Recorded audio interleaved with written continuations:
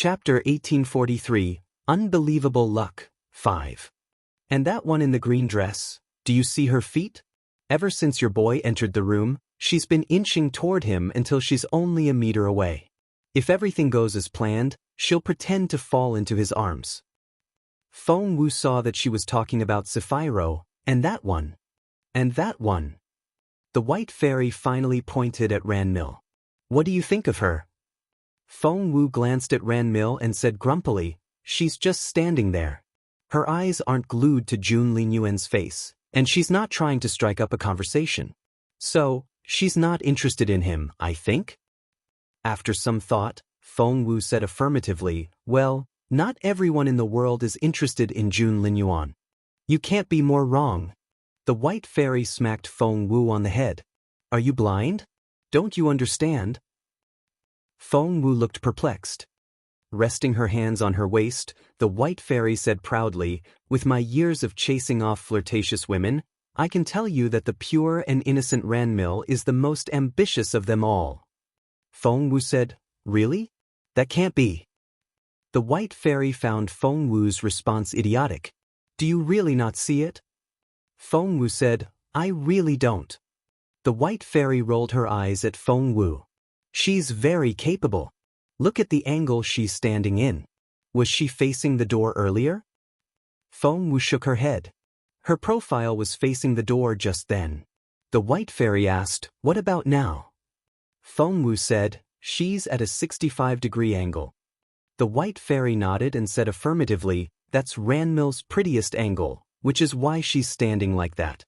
Where she's standing, the light is coming in from behind her, which gives her a hazy yet magnificent effect, unlike the other girls. Look at their eyes. Feng Wu said, they have to narrow their eyes because of the lights. What about Ranmil? Asked the white fairy. Because she's facing away from the light, she can open her eyes wide. Moreover, her eyes are glistening and soft, as if they've been washed with spiritual water. She didn't look that way earlier. The white fairy smiled. When she flipped her sleeve just then, she used some eye drops so that her eyes could look so lovely. You see, while the others were all shocked for 3 whole seconds, she remained calm and took action. Isn't she a frightening woman? Do you see how eagerly she wants your boy now? Feng Wu thought. Luckily, I'm not interested in Jun Linyuan. How did you notice all that? She asked curiously. Crossing her arms, the white fairy said, because she's just like what I used to be. I know what she's going to do before she does. Feng Wu cleared her throat. The white fairy glanced at Feng Wu, and her tone turned serious. Kiddo, you're smart, but you're soft and kind deep down. Whereas she, who seems gentle and tender, is in fact ruthless. You may not be her match. As a matter of fact, there's a huge change that you'll be defeated. Chapter 1844, Jun Linyuan the Genius, 1. Feng Wu clenched her fists.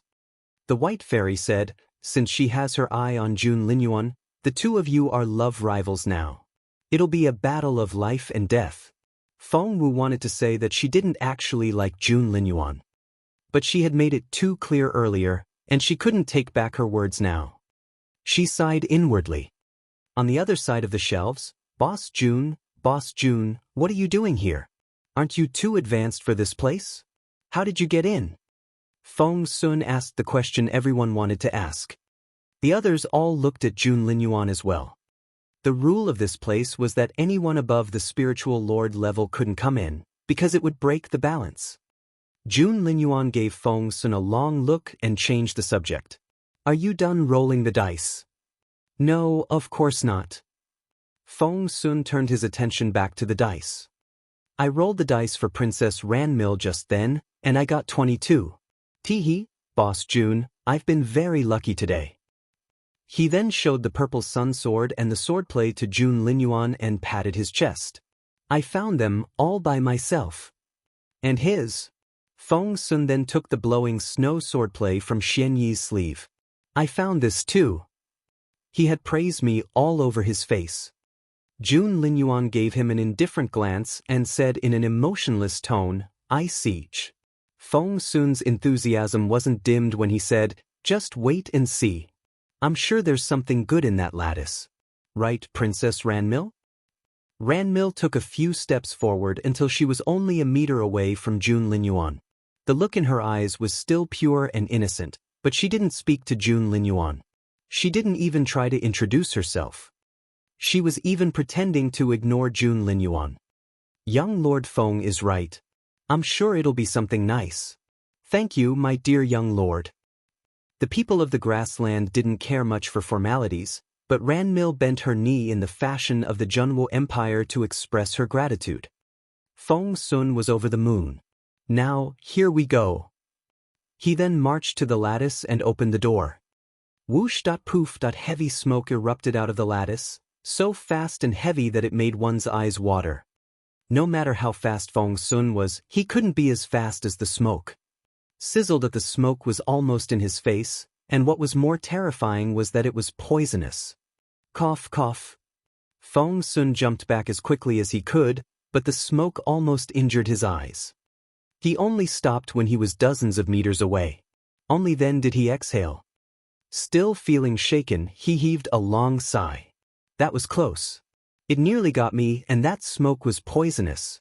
Gosh, if I wasn't quick enough, I could have become blind. Meanwhile, the others all gave Feng Sun strange looks. Duguyamo was the first to react and mock him. Young Lord Feng, didn't you say that you were definitely going to find something nice? Why did you find poisonous smoke, which nearly hurt you? Feng Sun blushed. It was true, he had bragged a little, but he always had an excuse. Chapter 1845, Jun Linyuan the Genius, 2. First of all, I didn't roll the dice for myself, so it didn't represent my own luck. Secondly, good luck needs to be accumulated. What's wrong with me taking some time to do that? Duguyamo snorted and didn't know what to say. Feng Sun shrugged at Ranmil. Sorry, princess, for not finding anything nice for you. Ranmil looked concerned and shook her head. Young Lord Feng, there's no need to apologize. A valuable reward would only be the icing on the cake, even if you did find one, but it's not as important as your health. We should have our priorities straight. Feng Sun liked the sound of that, and Ranmil left an even better impression on him. After that, Ranmil stole a glance at the handsome teenager next to her and saw that he hadn't even once looked in her direction. She was a little disappointed by this, but decided that she still had a lot of time. She clenched her fists a little. Then, it was Master Ju's turn. Comparisons can be so cruel. The white fairy sighed emotionally. Feng Wu glanced at her in bewilderment. The white fairy said, This Master Ju may look the part, handsome, aloof, powerful, and imposing. He can be considered one of the outstanding young men of your time. But that's when he's not compared with others. The moment your teenager stepped into the hall, he became the center of attention. Some people are just born to make other people envious. Master Ju isn't the only one. The second prince looks nice, doesn't he? He seems like such a superior figure. But now, he can only throw malicious looks at Jun Linyuan secretly and doesn't even dare meet his eyes. Well, the white fairy shook her head with a wry smile. That's how different people can be. Feng Wu didn't find Jun Linyuan all that impressive at first, but after what the white fairy said, she found him so much more pleasant to look at. He's not as good as you put it, but she wouldn't admit it. The white fairy glanced at Feng Wu. Feng Wu avoided her eyes. Meanwhile, on the other side, Master Ju failed to find anything once more. Nor did Sapphiro. So, this round is over again. Feng Sun rubbed his hands eagerly. Soon he would have another chance. Is it over? Asked Jun Linyuan. Feng Sun was intrigued. Boss Jun, do you want to play as well? Jun Linyuan had been studying the wall the whole time, as if he was interested in the prizes. Why not? He glanced at Feng Sun. Feng Sun hesitated. I thought you weren't interested in any of the stuff here. You won't need them. Jun Linyuan snorted. That's right. I'm not interested. Feng Sun asked, so why? The crown prince was used to speaking in riddles. Instead of answering Feng Sun's question, he went straight over to inject the spiritual essence. What? He frowned when he put his right hand on the pipe and injected his spiritual essence. Pull back, the white fairy warned Little Phoenix. Little Phoenix immediately withdrew and returned to stand on Feng Wu's shoulder. Little Feng Wu, what kind of boyfriend do you have? The white fairy gave Feng Wu a strange look. Chapter 1846, Jun Linyuan the Genius, 3. Feng Wu was dumbfounded. What? The white fairy said, step back if you don't want to be discovered. Oh sure. Feng Wu immediately took a few steps back. The white fairy said, do you have any idea how remarkable your Jun Linyuan is? Feng Wu asked, what did he do now? The white fairy said, he didn't inject any spiritual essence. Rather, he scanned all the lattices with his mental power. That is to say, he knows what's in every lattice. Feng Wu's eyes widened. How is that possible? Aren't the lattices separated by a shield? The white fairy pulled a long face. That's right, they are. Otherwise, the others would have noticed all your little maneuvers. But who would have thought that your boyfriend is so capable? He was able to bypass the shield without destroying it. Do you know what that means? Feng Wu asked, what does it mean? The white fairy said, it means that his cultivation level is higher than the person who set up the shield. Speaking of which, how old is he now? 16, I think? Feng Wu wasn't too sure. The white fairy stared at Feng Wu. The look in her eyes was so fierce that her eyes popped. Feng Wu asked, well, who set it up? The white fairy glared at Feng Wu again. Given how smart Feng Wu was, she immediately guessed the answer. Since the white fairy had collected all the treasures here, the shield must have been. So, did you set it up? Feng Wu asked gingerly. The white fairy snorted. Feng Wu suddenly realized something. Wait, something doesn't make sense. You said that only someone more capable than the person setting up the shield can bypass it, so that means. Feng Wu was astonished. She stared at the white fairy so hard that her eyes popped. Because the truth was so unbelievable. The white fairy looked away uneasily and snorted. Feng Wu didn't know what to say either. She murmured, how is that possible? My dear fairy, you used to be one of the most capable people on this continent, and Jun Linyuan is only a teenager now. How can he possibly? No, he can't be. You must have gotten something wrong. Then how do you think he got in? The white fairy glanced at Feng Wu. Feng Wu looked perplexed. The white fairy said, only those below the spiritual king stage can get in. How do you think he got in? Feng Wu asked how. The white fairy said, one of the rules here is that if a spiritual king wants to get in, they have to defeat one of the ghost kings. Feng Wu stared at the white fairy with wide open eyes. The white fairy nodded at Feng Wu, looking very serious. Feng Wu said, this is crazy. I can't believe it. How can Jun Linyuan be?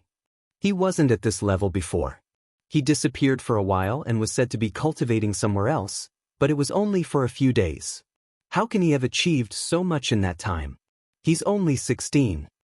The white fairy looked at Fairy and snorted. Stop singing his praises already. Feng Wu looked perplexed.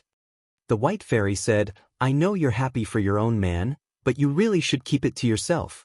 Aren't you worried that other people will get jealous? Feng Wu cleared her throat. Unlike what other people thought, she and Jun Linyuan really weren't in a relationship. Chapter 1847, Jun Linyuan the Genius, 4. The white fairy raised her chin and said proudly, fine, your boy is a little bit better than mine. Satisfied? Feng Wu chuckled. The white fairy had been saying so many good things about Chu Tianxiao that he sounded like an unrivaled man. The fact that the white fairy had admitted that Jun Linyuan was a little bit better than Chu Tianxiao was proof enough of how capable Jun Linyuan was. However, because of that, Feng Wu didn't dare move a muscle now. Wow, His Royal Highness rolled the dice. What number is it?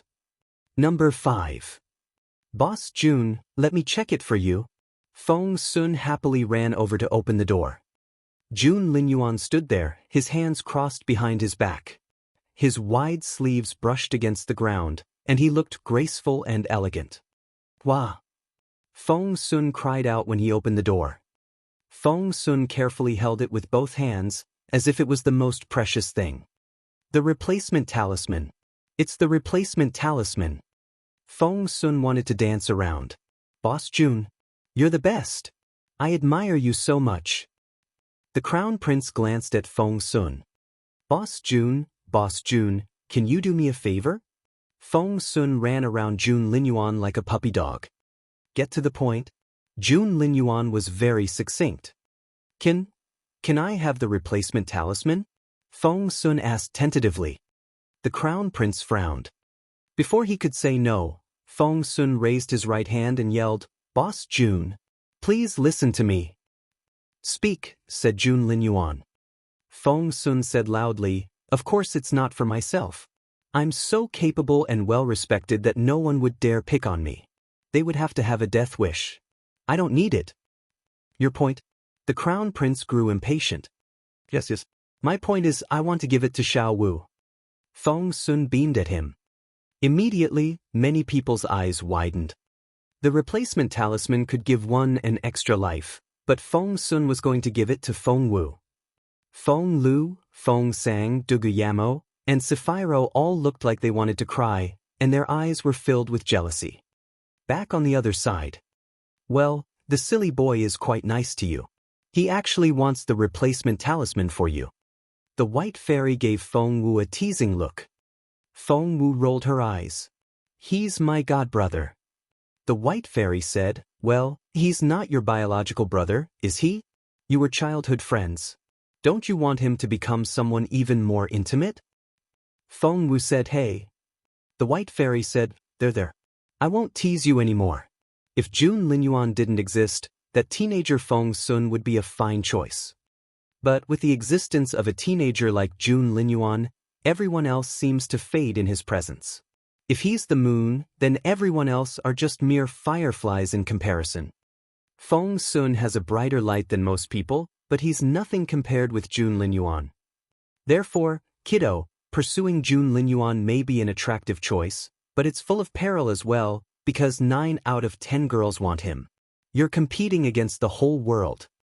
Feng Wu thought to herself, luckily, Jun Linyuan and I aren't what people assume we are. Chapter 1848, Jun Linyuan the Genius, 5. But she wondered why she didn't feel relieved when she thought that. How strange. Feng Wu frowned and rubbed her own chest. Meanwhile, Feng Sun didn't see the change in the other girl's expressions. Scratching his head, he said shyly, Boss Jun, you know how poor Xiao Wu's cultivation level is. Feng Wu didn't know what to say. The other teenage girls all chuckled. Feng Sun said, and that's not the only thing. She's also very unlucky and gets into trouble all the time. She almost got killed a few times, so this talisman is perfect for her. Jun Linyuan said, she almost got killed a few times? Feng Sun sighed. That's right. Take the people in this room for example.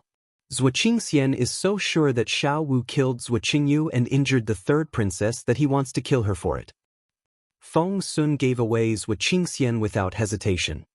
Jun Linyuan narrowed his eyes, and no one could decipher his deep, dark, and cold gaze. The glance from Jun Linyuan gave Zhuo Qingxian the creeps, and a chill ran down his spine. Involuntarily, Sapphiro hid behind Ran Mill. Her older brother had been the most adamant in trying to kill Feng Wu. He had sent spiritual lord assassins one after another for that purpose. Jun Linyuan was simply so terrifying. If he really wanted to take revenge for Feng Wu. At that thought, Sapphiro cringed and didn't dare to make a sound. So, Boss Jun, can I give it to dummy little Wu? Dummy little Wu? The corner of Feng Wu's mouth twitched. Where did that name come from? She decided that after she found the seed of the spirit source and her abilities improved, she would call Feng Sun Little Dumb Sun. Boss Jun, can I? Feng Sun asked in a pleading voice. The Crown Prince said proudly, yes. Elated, Feng Sun chuckled. Xiao Wu will be so happy when she knows what I'm going to give her. The Crown Prince threw a murderous look at him. No, it's from you, Boss Jun. Feng Sun mumbled, secretly complaining about how stingy Jun Linyuan was. Boss Jun, where are you going? Seeing that Jun Linyuan had turned to leave, Feng Sun called after him. Jun Linyuan stopped abruptly. Feng Sun had thought that Boss Jun was going to answer him, but Jun Linyuan turned his cold gaze on Zhuo Qingxian. Zhuo Qingxian felt the hair on the back of his neck stand up. But Jun Linyuan left without another word. Jun Linyuan's aura was too imposing. When he was present, even if he didn't say anything, his aura seemed to fill the entire space. The moment he was gone, Dugemingshi fell to the ground. Phew! He wiped the sweat off his forehead. His Royal Highness is simply too scary.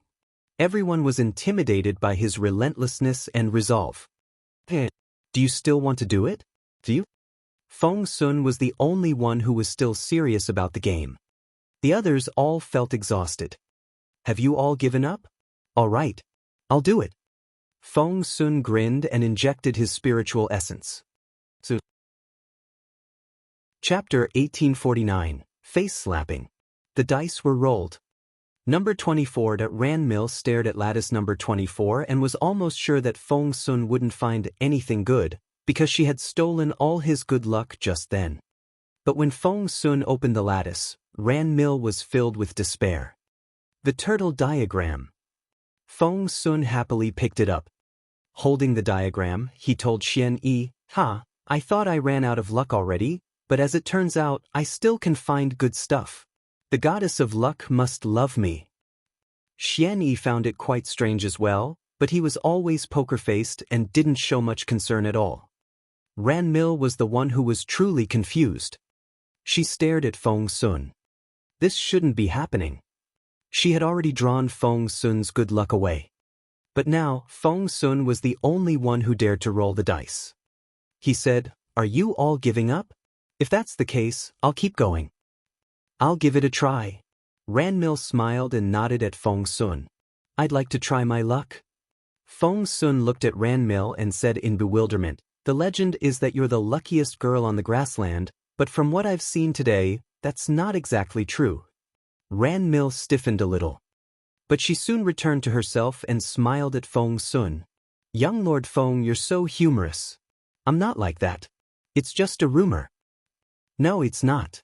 You really are very lucky. No one on the grassland can compare with you. I'm sure your luck has turned around by now, said Feng Sun. Ran Mill thought to herself, Of course it has. I've transferred all my bad luck to you. She then smiled at Feng Sun. Young Lord Feng, would you like to make a bet? As someone who always looked for fun, Feng Sun was intrigued. What bet? Ran Mill said, If I can find a 5-star treasure this time, young Lord Feng, may I have the turtle diagram? Feng Sun raised an eyebrow. If you can find a 5-star, no, a 4-star treasure, I'll give you the turtle diagram. Ran Mill wanted it because she was the only one who knew that a map was hidden in the diagram. Silly boy, the white fairy said grumpily. I've put a map inside that diagram. Feng Wu asked curiously, What map? The white fairy said casually, The map of this place. I even highlighted where all the treasures can be found, their levels, and how difficult it will be to obtain them. Feng Wu stared at the white fairy. The fairy said, It took me an entire afternoon. It was a tough job. Feng Wu said, If Ran Mill gets her hand on it.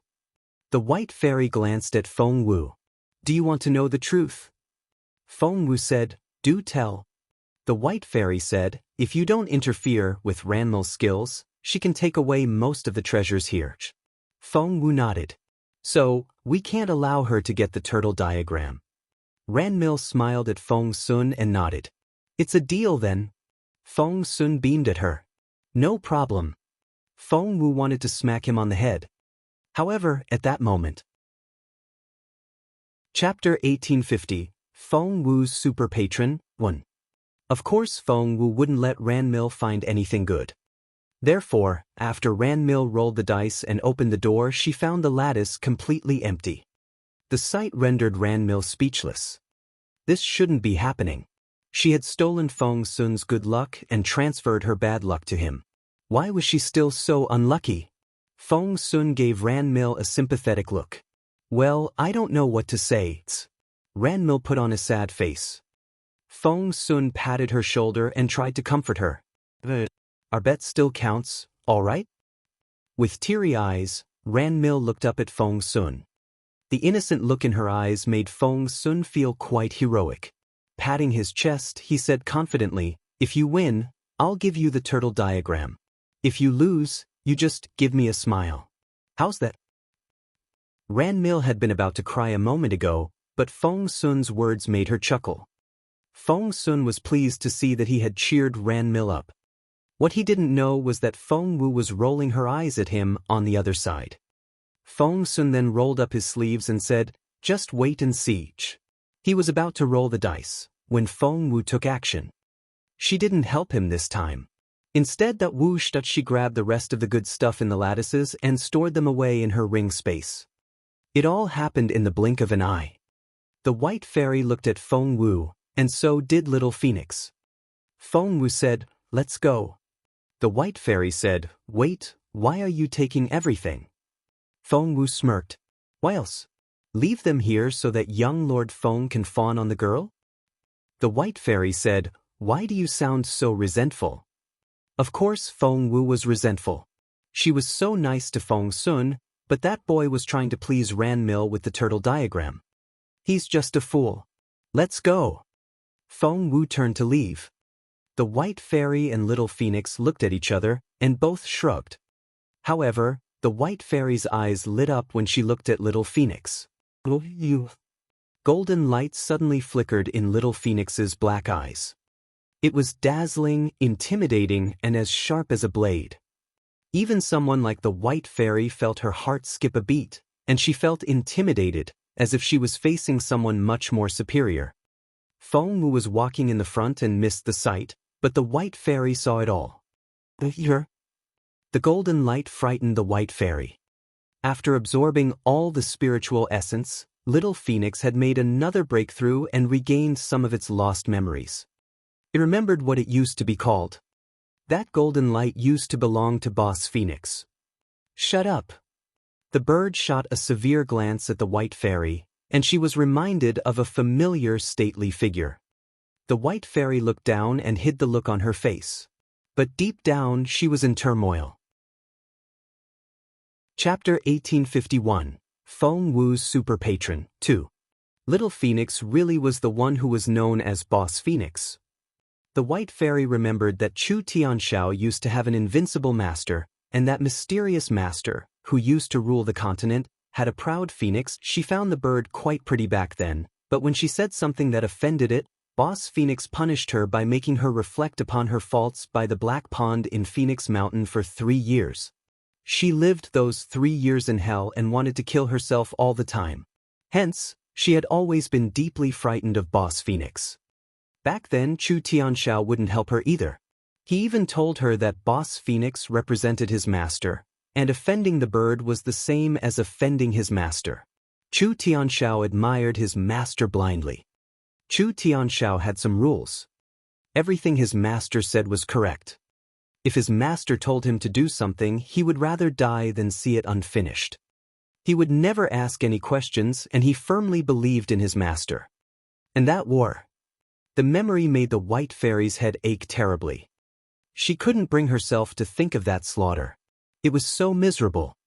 Right now, Boss Phoenix, whom she thought was dead, was following Feng Wu around. What did that mean? The white fairy felt her knees buckle. Little Phoenix threw a dirty look at her. Say nothing and just be yourself. The white fairy looked intimidated. She nodded, but vented her sarcasm in her head. She now knew who the bird really was, so how was she supposed to be herself? Around the bird, she was just a little girl. She wanted to ask what happened to the stunning white-robed figure. Although she had continually stressed how amazing Chu Tianxiao was, compared with that man, Chu Tianxiao was a mere servant. Feng Wu sensed the change in mood as she walked, and she suddenly turned her head. The white fairy jumped when their eyes met. Feng Wu was dumbfounded. "Dear fairy, what's wrong? You don't look too well." "No, I'm fine. What can possibly be wrong?" "Ha!" The white fairy waved her hand. Feng Wu sounded concerned when she said, Did you spend too much energy to help me, and injured yourself? Please let me give you some spiritual essence. The white fairy would have said yes in any other situation. Because Feng Wu's spiritual essence was very pure and dense, it would help the white fairy greatly.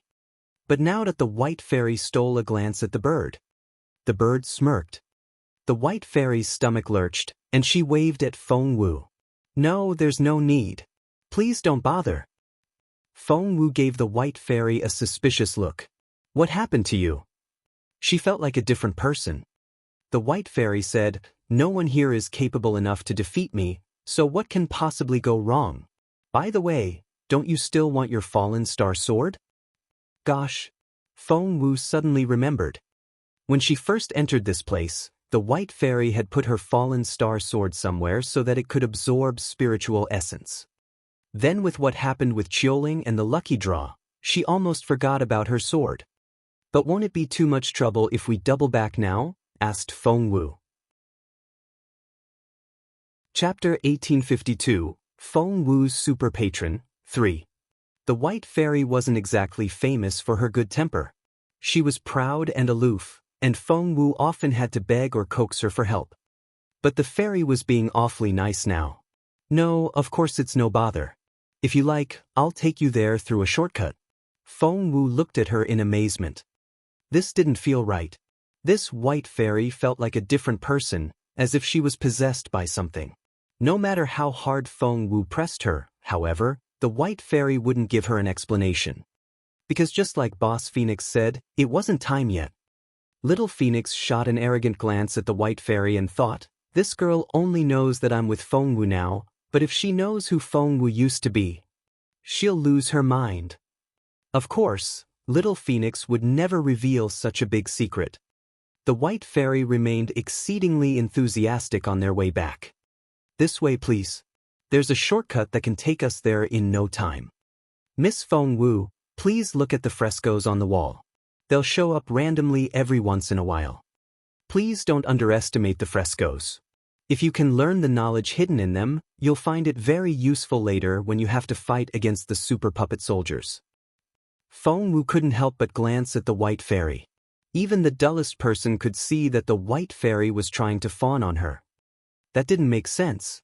The fairy used to be the princess of an ancient dynasty, and she was once one of the top cultivators on the continent. Why did she need to ingratiate herself with Feng Wu?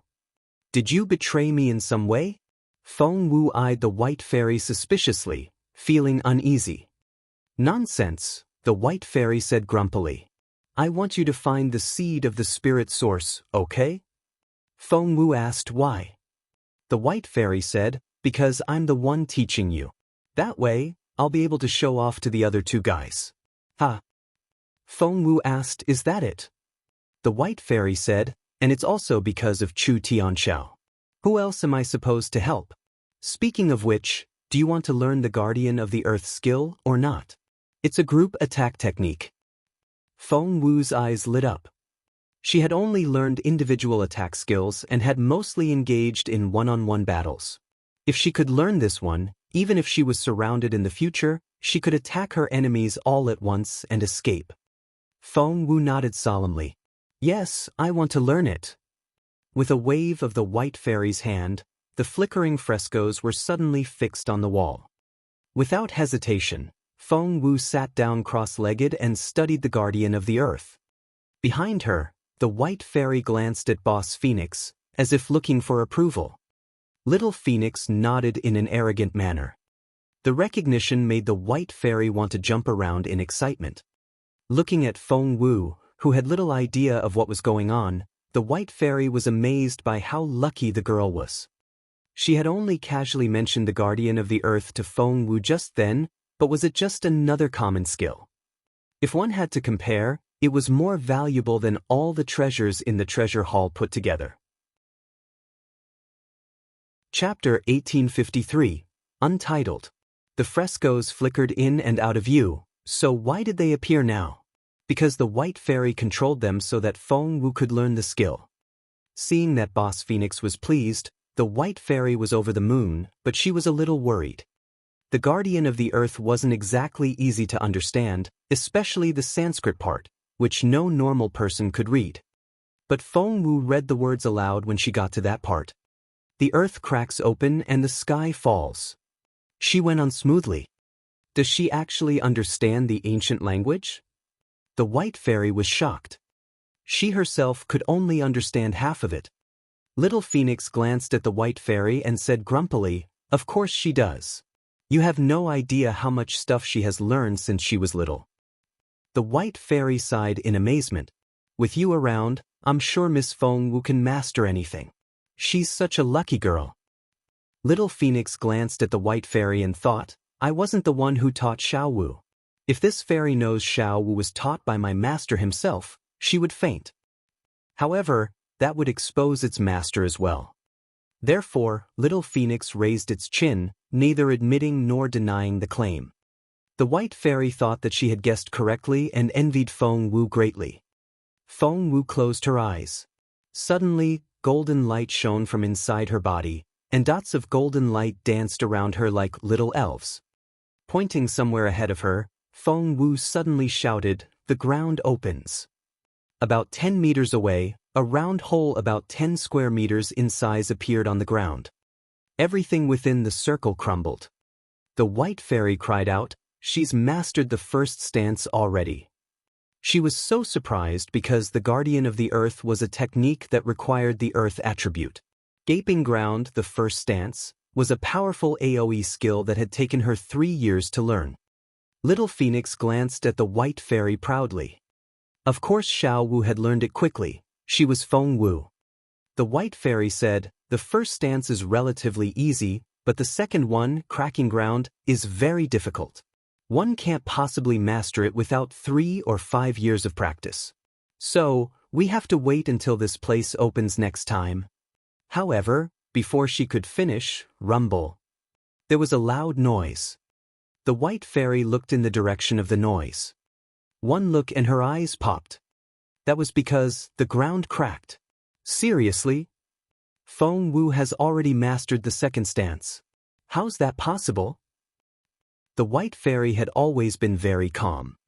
After all these years, she herself had only mastered up to the third stance. However, it took Feng Wu next to no time to master the second stance. Did she learn this before? The white fairy looked at Little Phoenix in astonishment. Crossing its wings, the bird said proudly, "Wouldn't you have noticed if she had?" The white fairy agreed, because there was something that only those who had practiced the guardian of the earth knew, which was that once one learned the essence of the guardian of the earth, they would be shrouded in a golden glow. Even their hair and eyes would turn a golden brown shade. Chapter 1854, Untitled.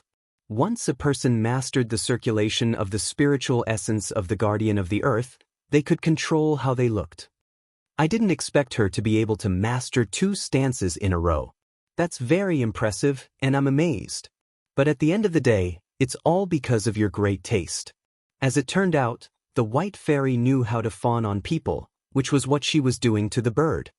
Little Phoenix said proudly, "You still haven't seen the best of her." The white fairy wondered what more potential the girl could have. Right at that moment. Whoosh! There was a loud noise. That sound and the surge of spiritual essence astonished the white fairy. She stared at Feng Wu so hard that her eyes popped. That was because, ground control. She's mastered the third stance. The white fairy stared at Feng Wu in disbelief and didn't know what else to say. Yeep, she pointed at Feng Wu. The white fairy used to be a top cultivator on the continent. Although she wasn't Chu Tianxiao, she wasn't much weaker either. After all the things she had experienced, she wasn't easily excited anymore. But now, she couldn't hold back her excitement. This only meant one thing. And that was, Feng Wu was simply too impressive. It's only been a few hours and she's mastered the third stance. The white fairy had to take a few deep breaths to calm herself down. Because it had taken the white fairy as long as 10 years to master the third stance, and she was considered to be a very talented pupil. Little Phoenix gave the white fairy a proud look. Of course she's amazing. Have you forgotten whose pupil she is? Seeing the look on the bird's face, the white fairy snorted inwardly. Right? Complimenting your pupil and yourself all at once. In fact, she had guessed wrong. The bird wasn't Feng Wu's master. Her real master was the bird's master, who was an utterly unreachable figure. You did well. Little Phoenix glanced at the white fairy. Elated, the fairy beamed at the bird. Unable to control her excitement, the white fairy went on saying, the third stance is a control skill. All enemies within its range will be rendered immobile for 1 second. Since a capable cultivator like the white fairy was showing Little Phoenix so much respect, one could only imagine how terrifying Mujojo himself was, since he used to rule the continent. Little Phoenix nodded and said, there are still 7 more stances. The white fairy said, but they're not here. Where are they? Little Phoenix frowned. The white fairy said, the clues to their whereabouts are here, but the other 2 ghost kings also control this place. Little Phoenix frowned. It used to be the superior immortal phoenix, but now it was still way too weak. There was no way it could handle 2 ghost kings. Just then, Feng Wu opened her eyes. Her eyes had always been pretty, but now, they were so clear and bright that one couldn't find the right word to describe them. Chapter 1855, Untitled. Finally, the third stance, said Feng Wu as she stretched. I have a feeling that the third one will be very useful. Too bad that there are only 3 of them. Otherwise... The white fairy stared at Feng Wu with a strange look in her eyes. Feng Wu stopped stretching halfway. She looked perplexed. Dear fairy, why are you staring at me like that? What did I say wrong? The white fairy took a deep breath and looked away. She didn't want to talk at that moment. Feng Wu asked, what's going on? Sister fairy, you've been acting oddly for a while. The white fairy stared at Feng Wu. No, you're the odd one. Feng Wu looked innocent and confused. The white fairy stared at Feng Wu. Do you know how annoying you are? You've mastered 3 stances in a row. I'm so mad. Feng Wu looked even more innocent. What did I do? The white fairy said, you're so annoying. Do you know? Do you know how I learned my guardian of the earth? Do you know how long it took me to master the third stance? 10 years. It took me as long as 10 years to finally be able to do it. And you took 6 hours. Feng Wu, are you even human? This is insane. As the white fairy pressed forward, Feng Wu fell back. In the end, she stood there with her back pressed against the wall. The white fairy was so angry that her eyes went red. Feng Wu said, well, what else could she say? If she were in the white fairy's position, she would be wildly jealous as well. Tell me, how did you do it? The white fairy pressed. Feng Wu said, I don't know. I just understood all the words in the Guardian of the Earth and knew all the moves. I even what? Asked the white fairy. Feng Wu said, I even felt like I was the one who created the Guardian of the Earth. Ha. The white fairy was angry at first, but she laughed when she heard those words. Pressing a hand to her stomach and supporting herself with her other hand on the wall, she laughed so hard that she was in tears. At the same time, what she didn't notice was the look Little Phoenix gave her. There was a mysterious and indescribable look in its eyes. Nor did Feng Wu notice it. She seemed to realize that she had said something unreasonable, and she scratched her head and said, well, I'm just making things up. Please don't laugh at me like that. I feel so embarrassed. The white fairy pointed at Feng Wu and kept laughing. Feng Wu didn't know what to say. Just then, footsteps came from outside. With her sharp ears, Feng Wu immediately realized who they belonged to. They were Feng Sun, Xian Yi, Ran Mil, Master Ju, and Sapphiro. Why were the 5 of them together? Feng Wu was still frowning when she heard Feng Sun's voice. Princess, Feng Sun grinned. I told you, didn't I?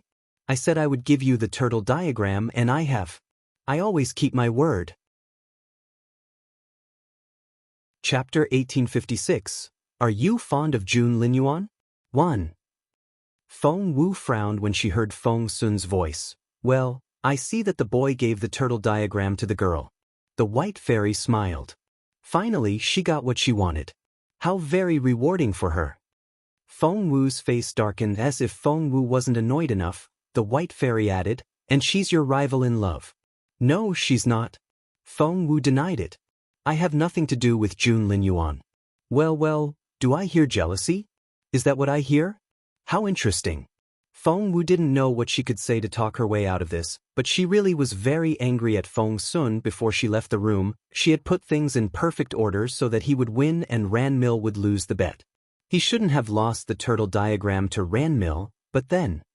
Feng Wu clenched her fists in frustration just then. She heard them talking again, judging by the voices. Ranmil and Feng Sun were walking side by side, and her soft, pleasant voice reminded Feng Wu of a chirping bird. Feng Sun couldn't help but compliment her voice.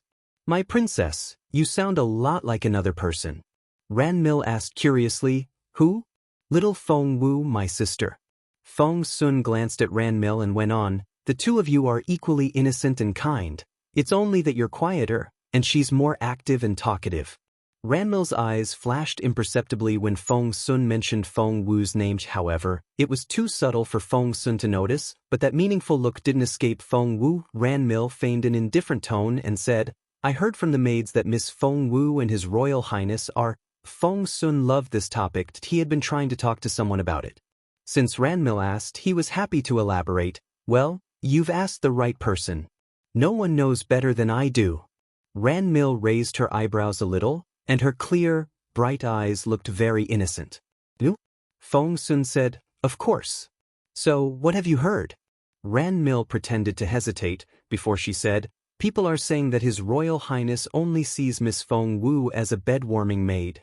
I only heard it from other people, and I scolded them for spreading such a rumor. Feng Sun chuckled. So, that's what people are saying. Well, I knew it. One day, Boss Jun's pride will get little Feng Wu in trouble. What? Ranmil suddenly had a very bad feeling, and her face stiffened. But she soon recovered and was that curious, innocent girl again. So, what they're saying isn't true, then? Asked Ranmil, crossing his hands behind his back. Feng Sun said proudly, of course not. The truth is exactly the opposite.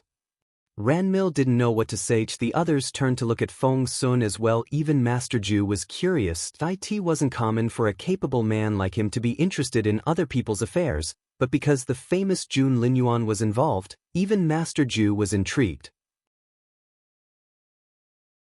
Chapter 1857. Are you fond of Jun Linyuan? 2. Feng Sun loved the attention and felt immensely satisfied. After making everyone wait for a long while, he said in a smug tone, well, Boss Jun might seem very bossy and arrogant around Feng Wu, but that's not how he actually feels about her. In fact, everyone stared at him. Feng Sun said, in fact, Boss Jun really likes little Feng Wu. Ranmil's face immediately stiffened. Feng Sun didn't notice, and he went on talking.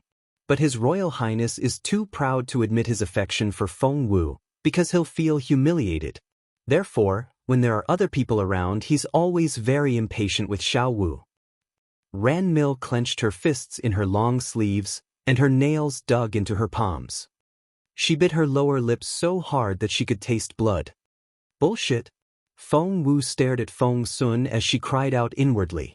What did he mean by saying that Jun Linyuan liked her a lot? And since when was Jun Linyuan only impatient with her when other people were around? That arrogant teenager was just as impatient with her when they were alone. The white fairy glanced at Feng Wu and seemed intrigued. Feng Wu didn't know what to say. Don't overthink it. It's not like what Feng Sun is saying. The white fairy only smiled at her. Feng Wu was speechless. The figures on the wall were still demonstrating the guardian of the earth, and she was still wrapping up the third stance she had just learned. Therefore, she couldn't just stand up and leave yet. What intrigued her was that since she was only in an ordinary room now, why didn't Feng Sun and the others come in? She then asked the question. The white fairy gave her a strange look. Feng Wu asked, did I say something wrong? The white fairy said, do you really think that everyone can simply walk into this room? And did you think you just stumbled upon the guardian of the earth because you were lucky? Feng Wu was really curious now. Having learned the stances, she knew very well how destructive the Guardian of the Earth could be and how rare a technique it was. However, it wasn't all that difficult to find at all. I walked past it, so I just sat down and practiced it. Wasn't that what happened? Wasn't it luck? The white fairy looked from Feng Wu to the bird. If she hadn't been trying to fawn on Boss Phoenix, she would never have given away something like the Guardian of the Earth. No, Feng Wu didn't just walk past it and sit down to practice it. What was she thinking? But the white fairy couldn't say those things. Because the bird wasn't ready to reveal its identity yet. Yes, it's because you're lucky. No one is as lucky as you. The white fairy sighed with resignation. She then looked Feng Wu in the eye and said, "Because you're lucky, you randomly stumbled upon a hidden dungeon in this place and entered it without breaking a sweat. And you easily gained the recognition of the Guardian of the Earth, and..." Feng Wu realized what was going on from her tone. So, this was a hidden dungeon that the others couldn't see. That was why Feng Sun and the others had been walking around this place without ever setting foot in here. Meanwhile, Feng Sun and the others were still chatting. Ran Mil looked at Feng Sun and asked, "So, does His Royal Highness really like Feng Wu very much?" Chapter 1858, The Secret Behind It, 1. After some thought, she said, "It makes sense because Feng Wu is so beautiful." Feng Sun said, "That's right. Don't let other people mislead you into thinking that Boss Jun doesn't like Feng Wu. You really shouldn't assume." "Wait, Your Highness, you're not interested in Boss Jun, are you?" The white fairy guffawed when she saw the frozen smile on Ranmil's face. "Gosh, this is so funny. That boy is so adorable. Ha!" Feng Wu rubbed her forehead in resignation. Ran Mil had to take a deep breath to control herself. "Of course not. How can I possibly think of His Royal Highness in that way? Young Lord Feng, please don't make fun of me." Her smile was so miserable that she might as well be crying. The white fairy said, "She should have just admitted it. All the denying only makes her a hypocrite. I don't like her at all." Feng Sun said happily, "Wow, I see you really aren't in love with Boss Jun, huh? Good. I see that not every girl is infatuated with him. I'm so happy." He then patted Ranmil's shoulder in an approving manner. "That quality alone makes you my best buddy. From now on, if you need any help, just tell me." Ranmil now really felt like crying, and she immediately changed the subject. "Have you found the door to the hidden dungeon?"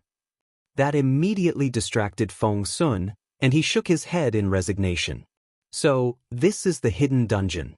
It's so hard to find a way in." Ran Mil closed her eyes and tried to remember what her master said before.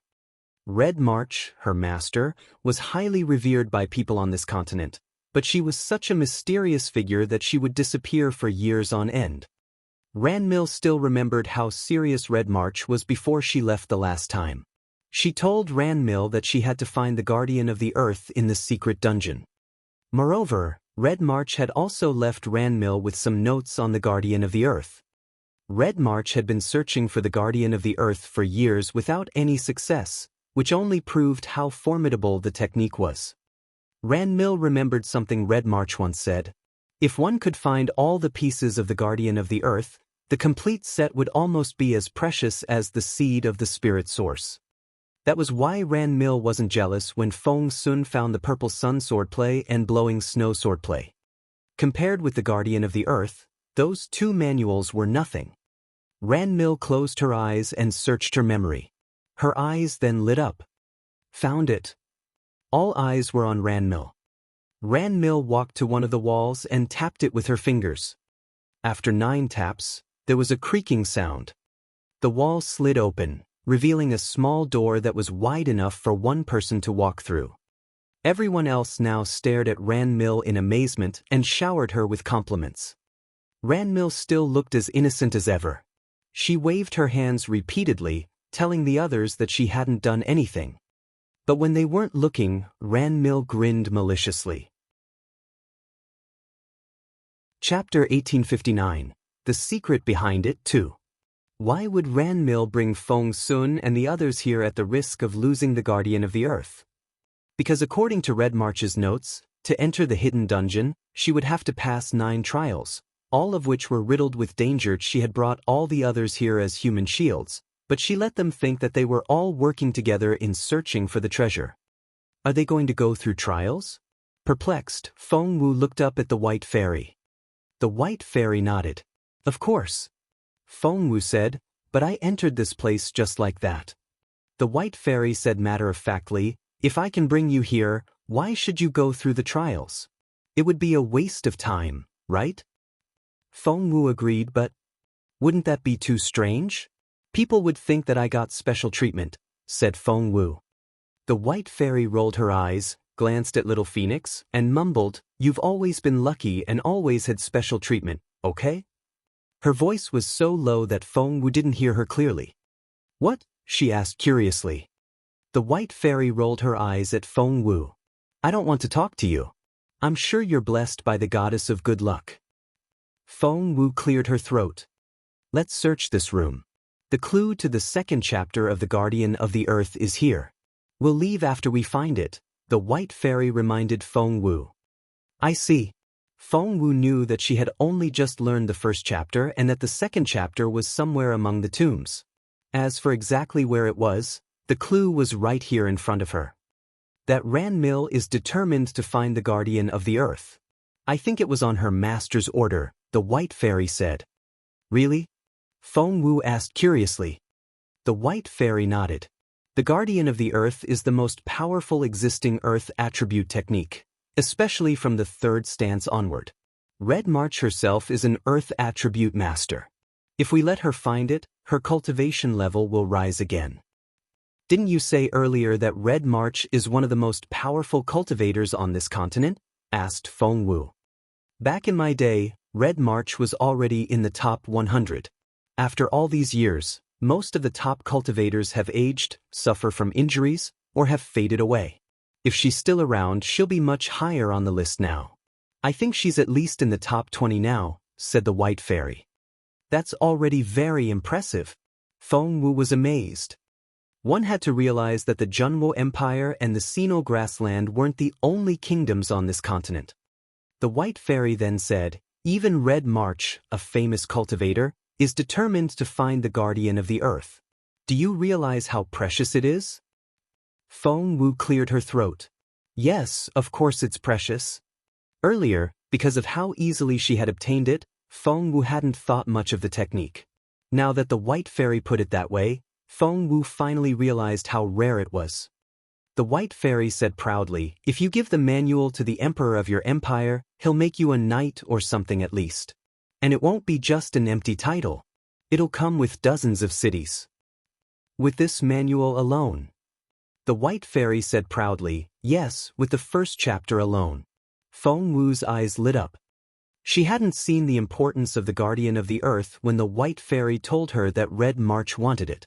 When its value was compared with titles and cities of the Junwo Empire, however, Feng Wu finally understood its importance.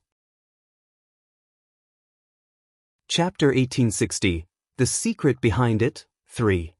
My dear fairy, Feng Wu was very touched. The look in her eyes made the White Fairy uneasy, and she said, let's look for the clue quickly. All right. Feng Wu nodded.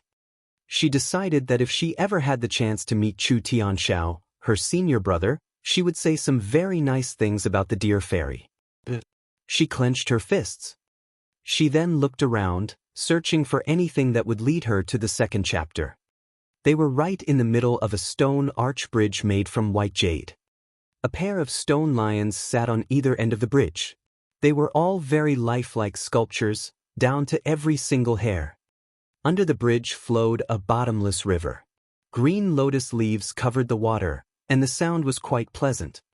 Where was the clue to the second chapter of The Guardian of the Earth?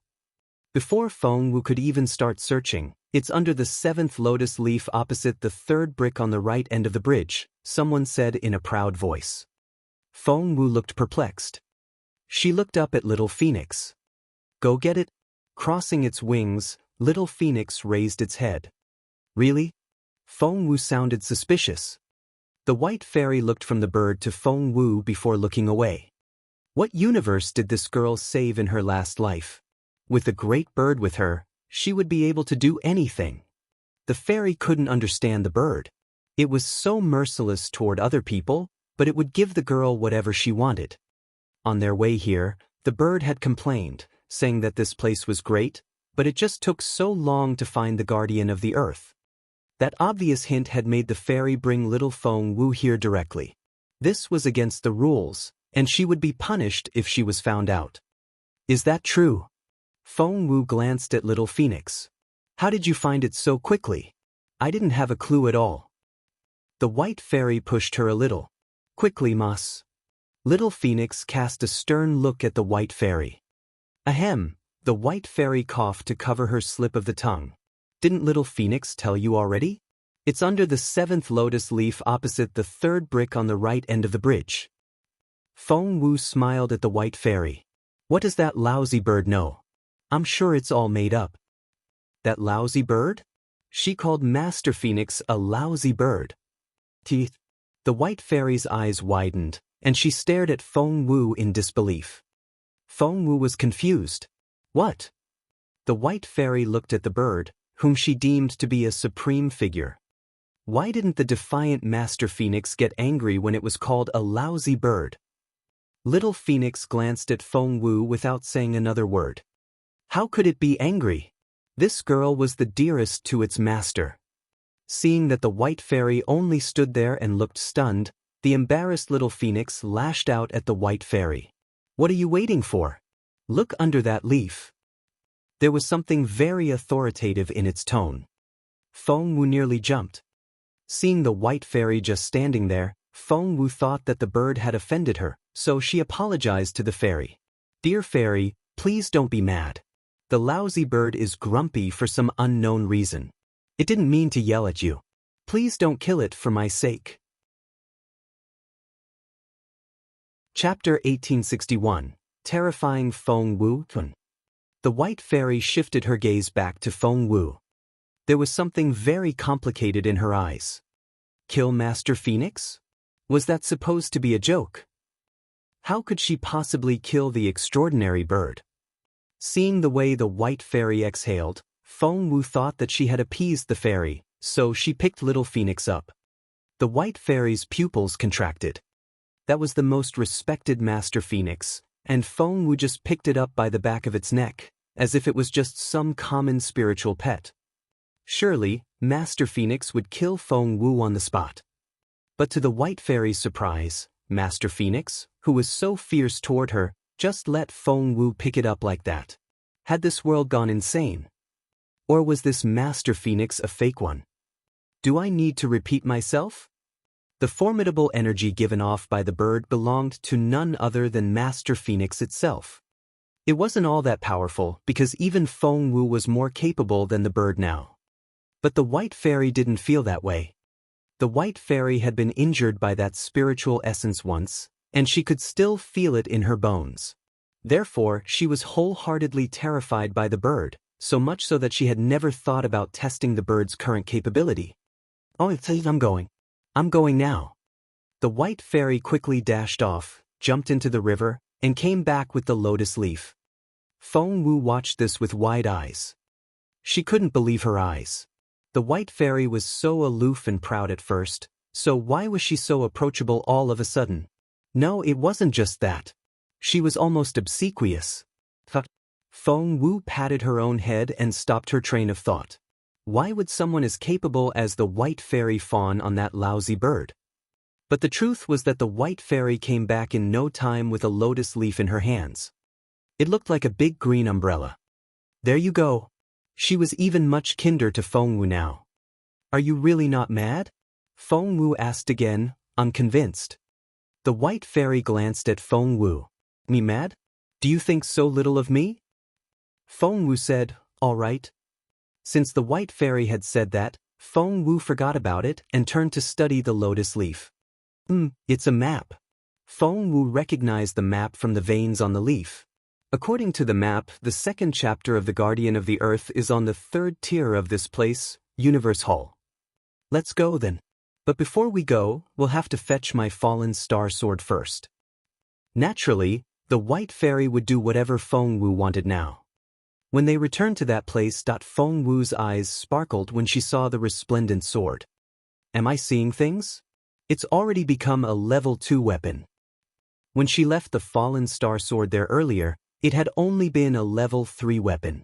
There were 5 levels in total, with 5 being the lowest and 1 the highest. If a level 1 weapon upgraded again, it would become a level 5 divine weapon. Chapter 1862, Terrifying Feng Wu 2. Feng Wu clicked her tongue in amazement as she studied the magnificent sword. Is it still a level 2 weapon only? That's too slow. The white fairy stepped forward and flicked her fingers, and a dot of light shot out of her fingertips, whoosh. Thump. The room seemed to explode at that moment. At that critical moment, the white fairy grabbed Feng Wu's arm and dragged her to a safe distance. Whoosh. Looking up, Feng Wu saw the glorious explosion created by spiritual essence, and she thought she was looking at shattering stars. Once everything calmed down, she looked at the sword again. One look and she couldn't stay calm anymore. That was because, a level 1 weapon? Feng Wu stared at the sword in disbelief. Am I seeing things? Is it really level 1 now? Dear fairy, have I gone blind? Feng Wu rubbed her eyes. That was because weapons weren't divided into so many levels, and every advancement was extremely difficult. Feng Wu's fallen star sword could upgrade itself, which was already extremely rare, but now, it had jumped from a level 3 to a level 1 weapon directly. One more advancement, and it would become a divine weapon. A divine weapon. Did something go wrong? This is way too fast. Feng Wu walked up to the fallen star sword and turned to ask the white fairy. The fairy rolled her eyes at Feng Wu. Stop asking questions and just enjoy the great favor I did you, she thought. Feng Wu gave her a strange look, because she felt that the white fairy she met at the beginning wouldn't have helped her like this. What made her change so drastically? Well, this is going to be interesting. The white fairy smiled. Feng Wu was confused. The white fairy then said, Ranmil really is a tough rival. She's reached the 5th trial already. Are the trials that easy to pass? Feng Wu frowned. The white fairy smirked. Even Red March couldn't pass them all, so how could Ranmil have passed them so easily? The only explanation is that Red March taught her how to do it. Feng Wu said, so she came prepared. Crossing her hands behind her back, the white fairy nodded with a smile. If she finds out that after all her efforts, not only did you take the Guardian of the Earth, but you've learned the 1st chapter as well, she'll kill you. Feng Wu shrugged. Well, I'll get to try the power of the Guardian of the Earth on her. The white fairy chuckled. Let's go find the 2nd chapter. With the white fairy next to her, Feng Wu could practically walk with her eyes closed, whereas for other people, this place was riddled with danger, and they had to think carefully before taking each step. The fallen star sword had been absorbing souls on the 1st tier, while the Guardian of the Earth was on the 3rd tier. Other people would have found it extremely difficult to get from the 1st tier to the 3rd, because the layout of the tombs was constantly changing and rotating. Even with a map, one would find it next to impossible to follow the directions. But with the white fairy at her side, Feng Wu didn't even have to use her formation skills. They still took a shortcut to get to the 3rd tier. And to take the shortcut, they had to walk past the hidden dungeon where the Guardian of the Earth had been hidden. Chapter 1863, Terrifying Feng Wu 3. Not bad. When the white fairy took Feng Wu back to the hidden dungeon, her eyes lit up. They've already reached the 8th trial. Feng Wu raised an eyebrow. Does that mean that they'll be here soon? The white fairy seemed intrigued. Yes. There are only 9 trials in total. To be honest, I'm quite interested in this Ranmil now. Feng Wu frowned a little and stared at the white fairy. The white fairy raised an eyebrow. Each trial is more difficult than the previous one. Even if Red March gave her notes, to pass all those trials in such a short period of time is very demanding on one's spiritual energy and intelligence. But she was able to lead all those people to the 8th trial in a few hours. You've got to admire her for that. The white fairy glanced at Feng Wu. She was able to befriend that silly boy Feng Sun and have Master Ju help her. That's her talent. Feng Wu wasn't convinced. The white fairy then gave Feng Wu a stern, sharp glance. She then stared at Feng Wu and asked, "Do you know what the most important thing is about cultivation?" This was the first time that she had ever looked so serious. Feng Wu said, "Working hard." "Wrong." The white fairy stared at Feng Wu coldly. "Try again." Feng Wu pursed her lips. She now knew what the right answer was. The white fairy scolded Feng Wu relentlessly. "The most important thing about cultivation is to fortify your mind, but you weren't convinced just then. No, it's worse than that. You were jealous." Feng Wu looked up at the fairy and tried to retort, but she could only lower her head. She had to admit that the white fairy was right. She wouldn't recognize Ranmil's capability only because she was confident that if she were to take the trials, she would be as fast as Ranmil. Admitting that other people are talented is a difficult thing to do, but only after you can live with that fact will you be able to reach the spiritual lord stage. Otherwise, even if you find the seed of the spirit source, you'll only be a spiritual lord in name. The white fairy was genuinely angry now. "Are all spiritual lords free of jealousy and resentment?" asked Feng Wu. The white fairy smirked. "Good question, but you're not like them." Feng Wu asked why. The white fairy said, "Because they only want to become one of the best cultivators on this continent, but you want to stand at the very top. Without a steadfast and open mind, you'll be trapped by your inner demon. If that's the kind of person you are, then forget about the guardian of the earth or the seed of the spirit source, because they'll only get you killed. Get out now." After that, the white fairy stormed off. Being as short-tempered as she was, she couldn't care about her master phoenix at this moment, because that was the way she was when she was angry. She left the room promptly, leaving the crestfallen Feng Wu behind. Little Phoenix wanted to say something, but hesitated. It had a bad feeling. Meanwhile, Feng Wu slid down to the ground with her back against a wall. She buried her head in her hands and felt very confused. She acknowledged what the white fairy said, because she really didn't like hearing the fairy praise Ranmil. She was convinced that with certain conditions in place, she probably wouldn't be any slower than the princess. Chapter 1864. Terrifying Feng Wu 4. Jealous? Feng Wu shook her head. How could she possibly feel jealous of Ranmil? What did she have to feel jealous about? Somehow, Jun Linyuan's face popped into Feng Wu's head. She likes Jun Linyuan. She may not seem to care about Jun Linyuan, but she's been constantly showing her perfect side. She's advancing when she pretends to fall back. She's doing so subtly. She's like a lurking snake. Given the chance, she'll catch her prey and never let go. That's especially true with Jun Linyuan. She'll be a very terrifying enemy. Feng Wu recalled the white fairy's words. Could it be that she was jealous of Ranmil because the latter liked Jun Linyuan? Impossible. Feng Wu smacked her own head. She would never admit that she had feelings for him. What about admitting that Ranmil was very talented? Feng Wu then recalled the way Feng Sun, Xin Yi and Master Ju had been helping Ranmil. She had to admit that Ranmil was amazing in that aspect. That's all bullshit. I'm going to tell her off. Little Phoenix flapped its wings angrily when it saw how depressed Feng Wu looked. Feng Wu picked it up with one hand and gently jabbed a finger in its forehead. You really are dauntless, aren't you? Feng Wu said in resignation. Don't you see what's going on here? You're only a spiritual elder's spiritual pet, whereas the fairy used to be the top cultivator on the continent. She can kill you with one finger easily. Little Phoenix stared at Feng Wu in bewilderment. Holding the bird, Feng Wu heaved a sigh. Behave yourself from now on, okay? You know how irritable the fairy is.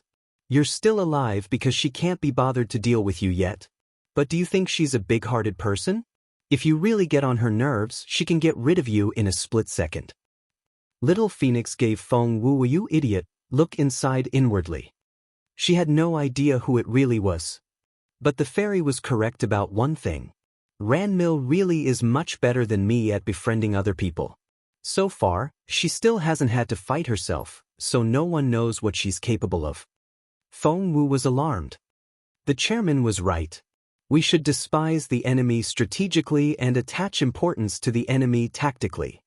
Feng Wu clenched her fists. The white fairy appeared out of nowhere and stared at Feng Wu. What are you talking about? Why don't I understand you? The chairman said it? Which chairman? Feng Wu cleared her throat. Obviously, it was the chairman from her previous life, and of course the white fairy didn't know him.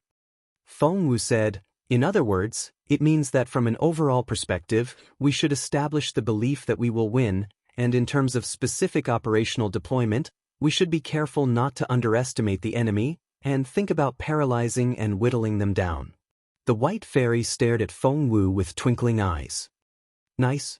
She patted Feng Wu on the shoulder. You've surpassed yourself in such a short time, and you came up with a solution as well. Feng Wu, you've got a great mind. Chapter 1865. Terrifying Feng Wu 5. However, all people have emotions, which is something I still haven't figured out myself.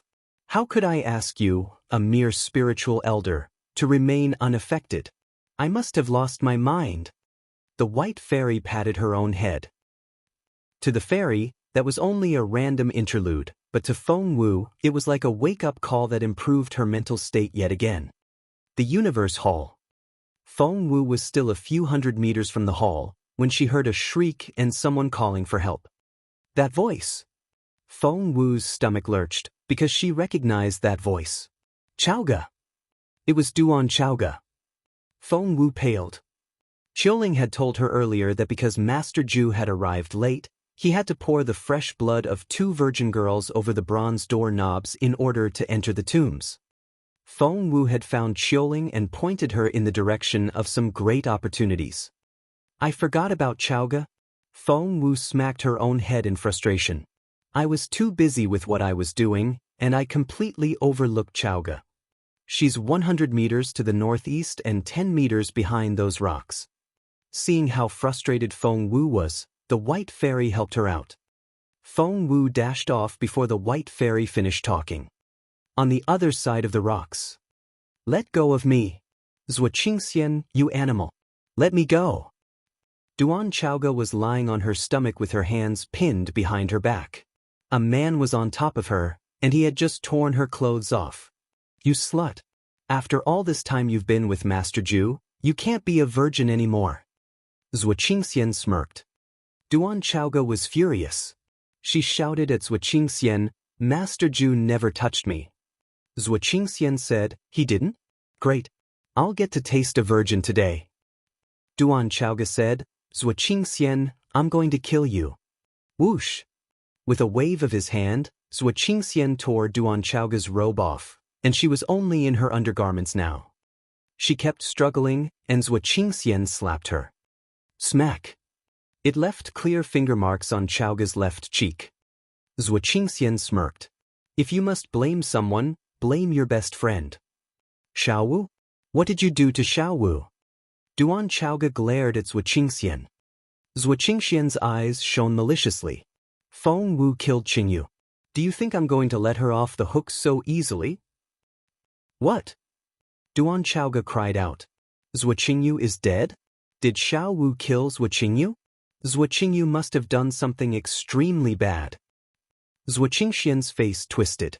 You can forget it. Once I'm through with you, I'm gonna kill you. I'll take it as an advanced payment before I do the same to Feng Wu later. Don't worry. She'll soon find you in the other world. How do you know it was Xiaowu? Did you see it with your own eyes? I don't need to see it. She did it. How can you say that? What if it wasn't Xiaowu? I don't care. Someone has to pay for my sister's death. Zuoqingxian, you're completely unreasonable. Zuoqingxian smirked. Weaklings don't deserve reason. Duan Chaoga was dumbfounded. Zuoqingxian was ready to force himself on Chaoga. Chapter 1866. It Hurts, 1. A sword swiftly charged at Zuoqingxian from behind, aiming at a vital spot.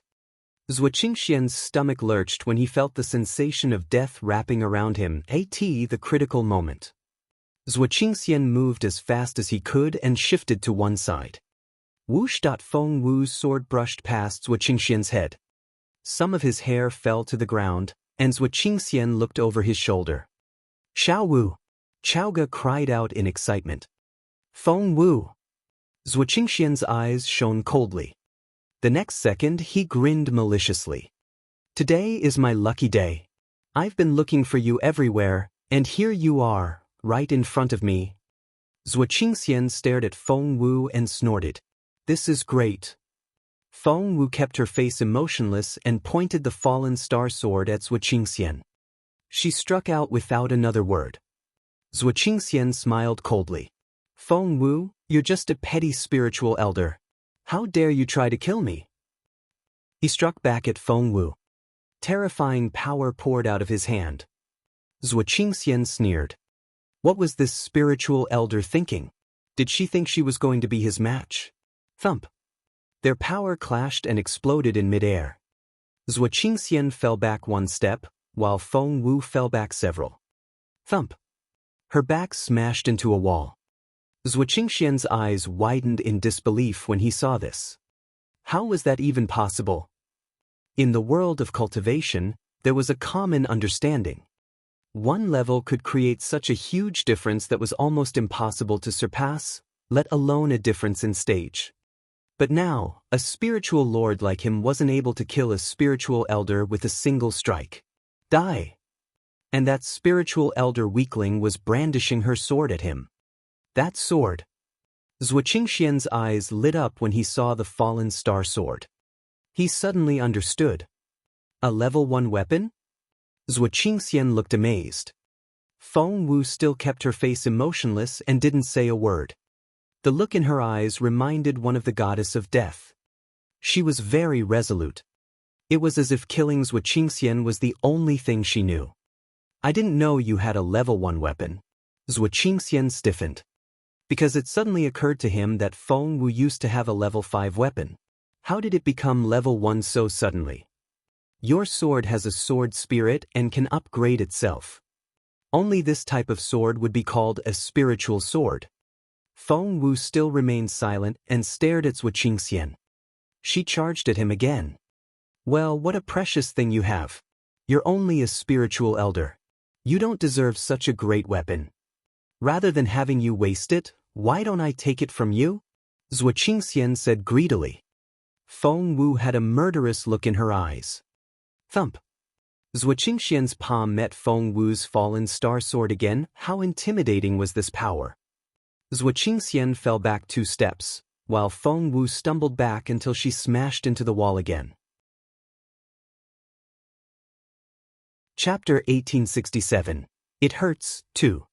Wretch. Feng Wu spat out a mouthful of blood. Cough. Zhuo Qingxian had hit her in the chest and nearly broke her ribs. Xiao Wu. Frightened, Chaoga ran up to Feng Wu and supported her. Feng Wu was so overwhelmed by hatred that she had forgotten about Chaoga. All she wanted to do now was kill Zhuo Qingxian. Zhuo Qingxian gave Feng Wu a mocking look. Kid, I'm too much for you. Pushing Chaoga away, Feng Wu struggled to her feet. After the 2 strikes, Feng Wu was already severely injured. She could barely stand up. But she never looked away from Zhuo Qingxian. She then wiped the blood from the corner of her mouth. Die! Holding the fallen star sword, she cried out, the first stance, sword of the other world. Zhuo Qingxian still sneered at those words. Are you seriously trying to fight me? Don't make me laugh. Raising the fallen star sword with both hands, Feng Wu charged at Zhuo Qingxian, regardless of how dangerous it was. Formidable spiritual essence swept over the area. The moment before Feng Wu's sword touched Zhuo Qingxian, he slid away, spun around, and reappeared behind Feng Wu in the next instant. Just as he struck down at Feng Wu, gaping ground, Feng Wu yelled. She had combined Sword of the Other World with Gaping Ground, the first stance of the Guardian of the Earth. While the sword came from above, the ground beneath them also opened. The 2 stances fused together so well, as if they were naturally a pair. That took Zhuo Qingxian by surprise. Whoosh! He stumbled forward and almost fell onto Feng Wu's sword. But after all, he was a capable cultivator. A spiritual lord wouldn't be defeated so easily. At the critical moment, Zhuo Qingxian pushed off of the ground with the tip of his left foot and turned at an impossible angle. He then dashed off to a safe distance, avoiding Feng Wu's next strike. Although he got away, unharmed, he now stared at Feng Wu in astonishment. He couldn't believe what he was seeing. This shouldn't be happening. Feng Wu was a level 7 spiritual elder at most, whereas he was a level 3 spiritual lord. She was simply too inferior. Common sense told him that Feng Wu should only be able to defend herself. She shouldn't even have enough strength to attack. But now not only had she attacked, she had almost injured him. However, Zhuo Qingxian had only used a third of his power. At that thought, Zhuo Qingxian grinned. Feng Wu, do you really think you can touch me? I've only used a third of my real power. A murderous look filled Feng Wu's eyes. Her injury didn't seem to have any impact on her. Without hesitation, she pointed the sword at Zhuo Qingxian again. The second stance of the fallen star sword, dancing dragon in the moonlight. After she activated the stance, she instinctively used the second stance of the guardian of the earth, cracking ground. Zhuo Qingxian was prepared for her assault this time. When Feng Wu appeared behind him, he grabbed her tiny waist with his right hand. This time, he used 40% of his full power. To Feng Wu, that 40% felt like an iron bar around her. She couldn't even move a finger. Chapter 1868, It Hurts, 3. Although Feng Wu was fierce and wasn't afraid of death, in the face of the man's absolute power, her anger didn't do her any good. Zhuo Qingxian grinned maliciously, picked Feng Wu up, and smashed her head into the wall, as if he was knocking a bell thump. Feng Wu felt as if her head had turned into a crushed melon. Xiao Wu! Chaoga cried out in frustration. She picked up a stick and struck at Zhuo Qingxian. However, Zhuo Qingxian raised his empty hand. Crack! The wooden stick turned to pieces. Chaoga hesitated for a moment. The next second, she jumped at Zhuo Qingxian. She then bit down on his thigh. Zhuo Qingxian frowned in pain and smacked Duan Chaoga away. Thump! Poor Chaoga. She smashed into the wall before falling to the ground, and blood poured out of her mouth. She tried to struggle to her feet, but she couldn't even lift a finger. Lying there facing Feng Wu, she gasped for air. Despite her frustration and her concern for Feng Wu, she couldn't even stand up. She could only watch as Zhuo Qingxian held Feng Wu by her waist and knocked her head into the wall. Thump! Thump! Thump! Chaoga felt as if a hammer was pounding on her heart. Filled with despair, she burst into tears. Xiao Wu, Xiao Wu, Xiao Wu. Meanwhile, that had to be painful as hell. Feng Wu felt blood covering her forehead and flowing into her eyes. Tears rolled down her cheeks. It hurt. She felt dizzy and her vision turned dark. Zhuo Qingxian grinned as he smashed her into the wall. Feng Wu, you think too highly of yourself. How dare you seduce Jun Linyuan? Don't you know that he belongs to Qingluan? The last thing you should have done is make Jun Linyuan like you. Now that he's fond of you, he'll never marry Qingluan. We didn't kill you 5 years ago, because Jun Linyuan didn't care about you back then. But now, you have to die. If there's another life, pray that you won't meet Zhuo Qingluan again. Die. Zhuo Qingxian now grabbed Feng Wu with both hands and smashed her head against the wall. This time, he spared no effort. If he succeeded, Feng Wu would definitely die. The white fairy couldn't watch anymore. Earlier, Feng Wu told her not to help, which was why she had been watching on the side. Now that Feng Wu's life was in danger, she couldn't do that anymore. Whoosh! The white fairy attacked Zhuo Qingxian from behind. She punched him forcibly in his back. Zhuo Qingxian spat out a mouthful of blood and involuntarily dropped Feng Wu. Crash! Covered in blood, Feng Wu fell to the ground. In a normal situation, that height would mean nothing. But she was so fragile now that she almost passed out from the little fall. She lay there, blood kept bubbling out of her mouth. She then turned to look at Zhuo Qingxian. Zhuo Qingxian was scared out of his wits. He was on guard as he looked around the room. "Who's there? Show yourself." Chapter 1869. It Hurts 4. The White Fairy was a ghost, and she could conceal or show herself as she wished. Therefore, Zhuo Qingxian couldn't see her. No matter how much he shouted, the White Fairy remained invisible, and that only scared Zhuo Qingxian more. The White Fairy didn't show herself because Feng Wu had stopped her, which made the fairy very angry. She scolded Feng Wu in her head. "Are you an idiot? Do you see how badly injured you are? Why are you still stopping me?" Feng Wu said firmly, "I'll kill him." The White Fairy wanted to smack Feng Wu on the head. "What are you thinking? You want to kill him in your current state? With what?" Feng Wu repeated, "I'll kill him." Frustrated, the White Fairy turned to Little Phoenix. "Please say something. How can she possibly kill him? This is suicidal." Although the White Fairy had been saying harsh words toward Feng Wu, what she didn't realize was that after the past few days, she had recognized Feng Wu as a friend and begun to care about her. Little Phoenix narrowed its eyes. It was obvious that it was fighting back its anger at Zhuo Qingxian. It had loved the girl like its own child since she was little, but Zhuo Qingxian had just knocked her head against the wall. It not only wanted to kill Zhuo Qingxian now, it also wanted to burn the entire Zhuo family to the ground. However, it remembered what its master used to say. The short-tempered bird then fought back its anger and told the White Fairy, "Just let her do what she wants." The White Fairy's eyes widened in disbelief. She couldn't understand it. Was Master Phoenix indifferent toward Feng Wu? Of course not. Its face would darken if the fairy said one bad word about Feng Wu. It cared about the girl very much. It's her own trial and her own path to walk. Little Phoenix closed its eyes in pain and mimicked Mu Jiuzhou's tone. "If we interfere now, it will only be even harder for her to walk her path in the future." The White Fairy was confused. Why is that? Because they had fought against fate and the law of nature when they stole Feng Wu's life back. Of course, Little Phoenix wouldn't tell the White Fairy that bit. Unless she's really going to die, just leave it to her. After that, Little Phoenix looked away. It was infuriated.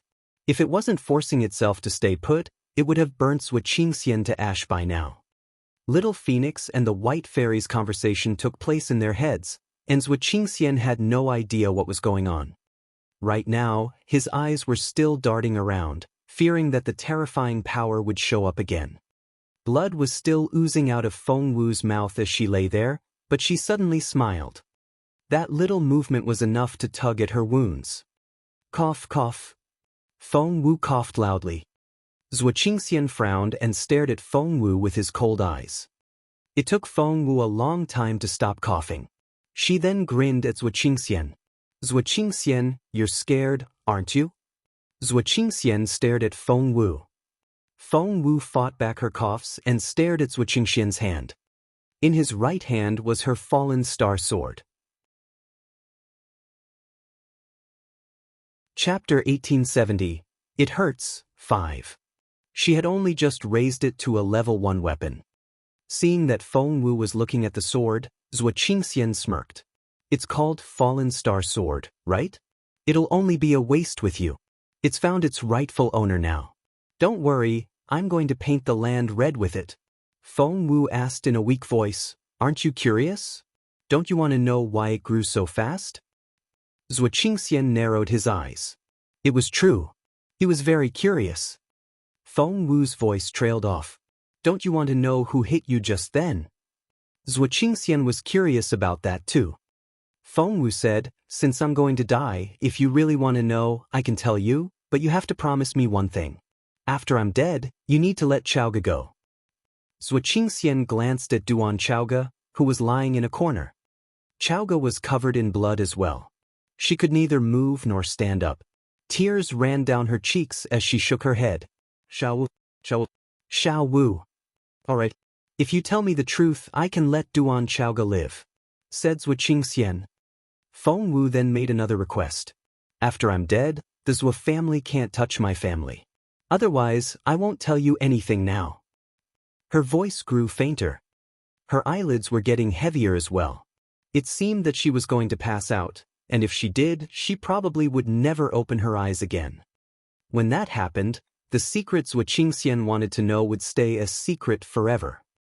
At that thought, Zwa Qingxian quickly walked up to Feng Wu and crouched down. All right, I won't touch them. Feng Wu nodded. I believe you. You were hit by.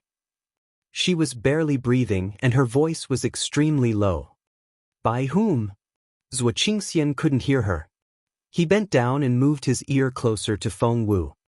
It was. When Zwa Qingxian let his guard down, Feng Wu mustered all her remaining spiritual essence. The third stance of the Guardian of the Earth, ground control. The third stance of the Fallen Star Sword, fatal thunder. Feng Wu suddenly took a dagger out of her sleeve. She raised her arm at an angle that Zwa Qingxian couldn't see and struck down. The dagger stabbed into the back of Zwa Qingxian's neck. She made sure that she moved very fast. Everything happened so quickly. And Zwa Qingxian didn't have time to react. By the time he realized that Feng Wu was getting her revenge, the ground control technique had frozen him for 0.1 second.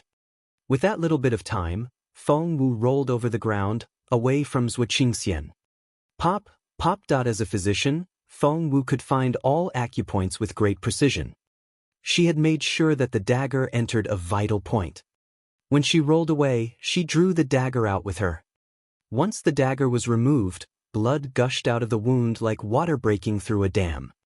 Apart from being a vital point, it was also where the main artery was. The blood was now pouring out of Zwa Qingxian's neck like an exploding fountain, covering him. Pressing his left hand to the wound, Zwa Qingxian was dumbfounded. His head had gone completely blank. Chapter 1871, Her Bright Future, 1. Looking from the dagger in her hand to the gushing wound on the back of Zwa Qingxian's head, Feng Wu gradually could think as usual again. After giving Feng Wu a final malicious look, Zwa Qingxian fell to the ground with a thump. He closed his eyes for good. Xiao Wu. Duan Chaoga tried to crawl toward Feng Wu. Feng Wu stumbled toward Chaoga, took a pill out of her pocket, and stuffed it into Chaoga's mouth. Chaoga had been barely breathing before this, but the coagulant improved her condition a little.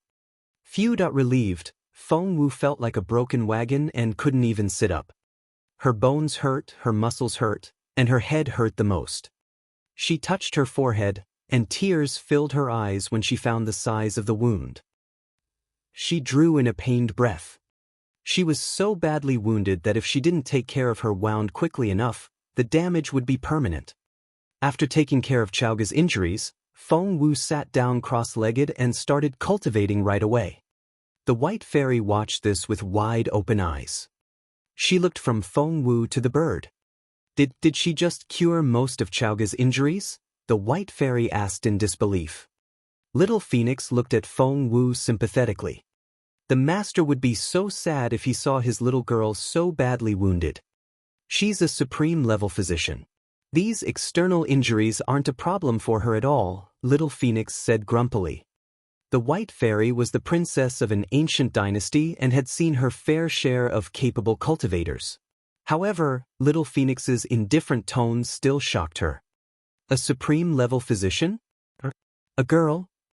The White Fairy opened her eyes wide and stared at Little Phoenix in disbelief. Little Phoenix rolled its eyes at the White Fairy. What's so strange about that? The White Fairy didn't know what to say. What was so strange about that? It was very strange. She wasn't just a junior or intermediate physician, but the supreme-level one. There were only a handful of supreme-level physicians on this continent. At her young age, she was already a supreme-level one. Once she grew up. The White Fairy's astonishment finally turned into an amazed remark. What a bright future she has. Little Phoenix thought, you don't need to tell me that. She has the greatest master ever. Maybe the girl is only halfway there, and Master Phoenix is exaggerating. The White Fairy tried to persuade herself. She couldn't accept the fact that Feng Wu was a supreme-level physician, because that she was also a spiritual physician, but after so many years, she was only a master-level physician. Whereas Feng Wu, not only was she better at learning the guardian of the earth, she was also a much better spiritual physician as well. The White Fairy realized that she wasn't on the same level as Feng Wu in so many aspects. If Feng Wu really was a supreme-level spiritual physician, Duan Chaoga's injuries would heal in 2 hours. So, if the injuries didn't heal 2 hours later, it would mean that the bird was bragging. 15 minutes, 30 minutes, 45 minutes.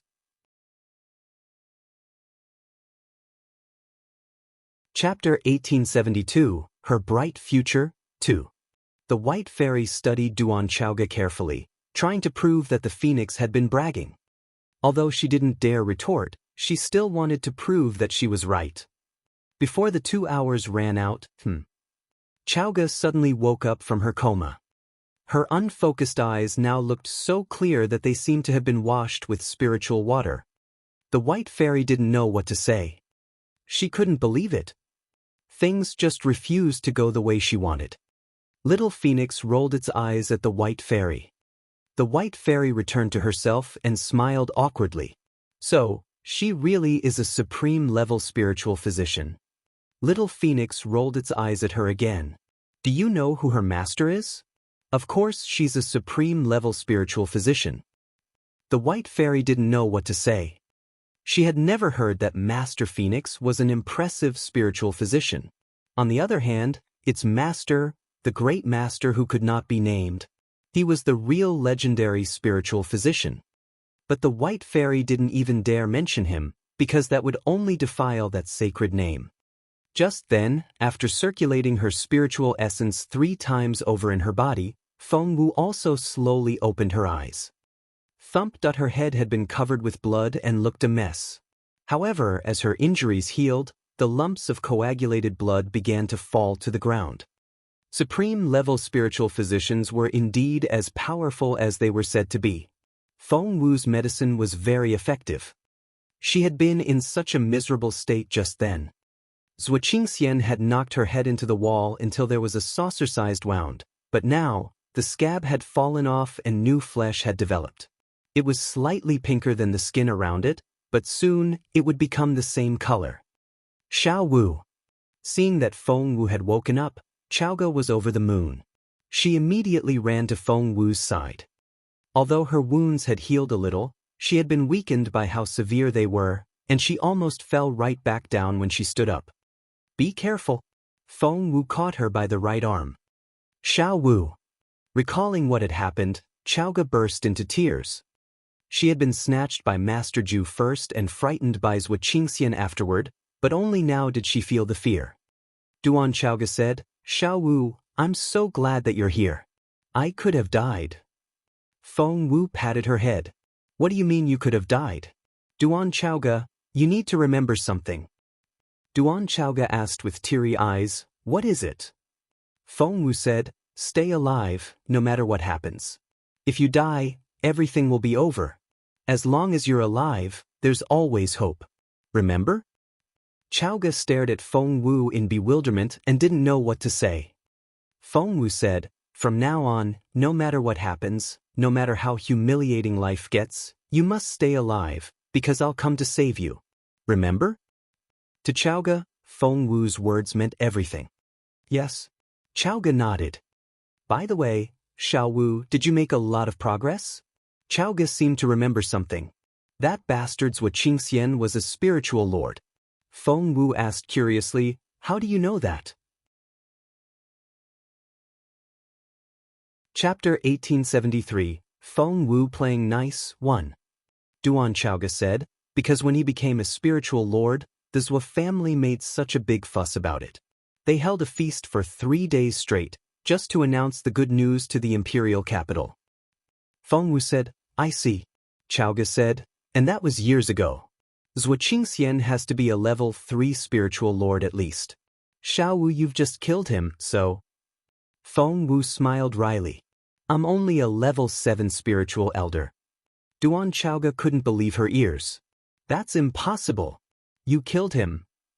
Killing someone who was one level higher was already hard enough, let alone so many levels. Feng Wu smiled self-mockingly. That's because Wu Qingxian underestimated me. I tried to fool him and he bought it, letting his guard down. Only then did I have a chance to stab him with the dagger. In a normal situation, I wouldn't even be able to breach his defense, let alone kill him. Chaoga recalled what happened earlier and realized that Feng Wu was right. Xiao Wu, you're already amazing. You're making breakthroughs at an unbelievable speed. Chaoga's eyes twinkled. It's only been half a year since you came back to the imperial capital, and you've already risen from a level 1 spiritual master to a level 7 spiritual elder. But Chaoga lowered her head when she thought about herself. I'm still only a level 8 spiritual grandmaster. I'm so far behind you that I don't know if I'll ever catch up with you. Is there going to be a day when I can't even see you anymore? Chaoga had always been very tough-minded, but the idea of not seeing Feng Wu made her burst into tears. She cried so hard that she almost had a breakdown. Feng Wu didn't know what to say. The crying gave the white fairy a headache. Does she have to cry so loud? She's going to bring the ceiling down. Feng Wu smiled wryly. She's just too frustrated. Let her cry. It'll ease the pressure. Although, I'm concerned about the same problem. She had been advancing so fast that none of her friends or family could keep up with her speed. That was a little awkward. All of a sudden, Feng Wu's eyes lit up, and she turned to look at the white fairy. Alarmed, the white fairy said, "Hey, what do you want now?" Feng Wu grinned. "Dear fairy, I know you're the best. You've always doted on me, haven't you?" "Hey, what are you getting at?" The white fairy jabbed a finger in Feng Wu's forehead. "Are you fawning on me now?" Feng Wu made no effort to deny it and went on, her demeanor reminding one of a puppy wagging its tail. "Yes, I am. Dear fairy, please help me." She grabbed the fairy's wide sleeve and swayed it back and forth. The white fairy didn't know what to say. She was a woman, so why was the girl trying to do this with her? However, she really enjoyed it. She then glanced at Feng Wu. "So, what do you want?" Feng Wu didn't try to hide her intention at all. Pointing at Chaoga, she said, "Dear fairy, you saw what that man almost did to Chaoga." The white fairy rolled her eyes. Of course she had. Only moments ago, Feng Wu had been holding her sword, trying to kill someone, but once she got what she wanted, she switched back to her girly demeanor again. What a magnificent transformation. Chapter 1874. Feng Wu playing nice, too. The white fairy poked Feng Wu's smooth forehead. "You just can't wait to get your revenge, can you?" Feng Wu raised her chin. "Of course. I never wait when there's a chance." She was telling the truth. The white fairy nodded. Taking the fairy's hand, Feng Wu said, "Dear fairy, if you don't help us, someone will try to pick on Chaoga again." "Dear fairy." The white fairy was speechless. "Are you holding me responsible now? How does it have anything to do with me?" Feng Wu's voice was unbelievably soft. "The able ones are expected to be capable of more, right? You own this place." With a flick of your fingers, Feng Sun and Xian Yi found such nice prizes. Qiuling is cultivating as well, and Chaoga is the only one who still hasn't gotten anything. I feel so sorry for her. Fine. The white fairy squeezed Feng Wu's smooth cheeks. "What do you want her to learn?" Feng Wu's eyes lit up. "Chaoga practices the homage to Phoenix technique, which was something I created specially for her, but it's no longer enough for her." Feng Wu was furious when she recalled how Wu Qingxian had been hitting Chaoga when she used the stances from the homage to Phoenix. "So, dear fairy, can you teach her something more impressive? It'll be wonderful if it comes with movement techniques as well. Wait, she also needs a weapon. If you can find a suitable weapon for Chaoga." Feng Wu grew more and more excited, but the white fairy only wanted to roll her eyes. "Stop right there," said the fairy. She glanced at Feng Wu and said impatiently, "Why do you have so many requests?" Feng Wu looked at the white fairy with a pleading look on her face. Her eyes were so bright and limpid that they could melt the white fairy's heart. However, the fairy would never admit it. All right. The white fairy feigned an annoyed tone. I know where you can find everything in this place, from the techniques to the weapon you need. Feng Wu kept her gaze on the white fairy. Xiao Wu, I don't want to learn other people's skills. I only want yours. Chowga tugged at Feng Wu's sleeve. Feng Wu covered her mouth. Silence. Chowga lowered her head and kicked at a little rock on the ground. All right. Feng Wu smiled awkwardly at the white fairy. My sister doesn't know what she's talking about, so don't mind her. She hasn't seen much of the world and has no idea how many capable people there are. But the white fairy only said, That's very impressive. At your young age, you can already create something like the homage to Phoenix. But that technique can only take her as far as the spiritual grandmaster stage. Once she becomes a spiritual elder, the technique won't be enough. You also have to take care of your own cultivation. Where will you find the time and energy to look after her? Have you heard of the name Unflower? The white fairy suddenly asked. Feng Wu's eyes flickered. Are you referring to Miss Unflower, the one who killed people in the middle of the street? The white fairy seemed surprised. You know her? Feng Wu nodded. Yes. Unflower was the daughter of the flower affection race and was known for her red outfit. She was like a relentless rose, and together with Red March, they were known as the two flowers. The two of them had roughly the same cultivation level. Chapter 1875, Unflower. Rumor is that her maid was raped and killed by the captain of Emperor Wu's guards. This was when Emperor Wu was still the crown prince. When the then crown prince marched down the main street with his dozens of guards, she landed in the middle of the street and questioned the crown prince, asking him what he would do to the culprit. Embarrassed, Emperor Wu lost his temper. He then told the others to take Unflower down. Unflower was infuriated, and Relentless Flower, her weapon, blossomed in midair. It was only a small flower, but when activated, it expanded endlessly and almost covered the sky above the imperial capital. It said that this was Unflower's most lethal stance, the World of Flower.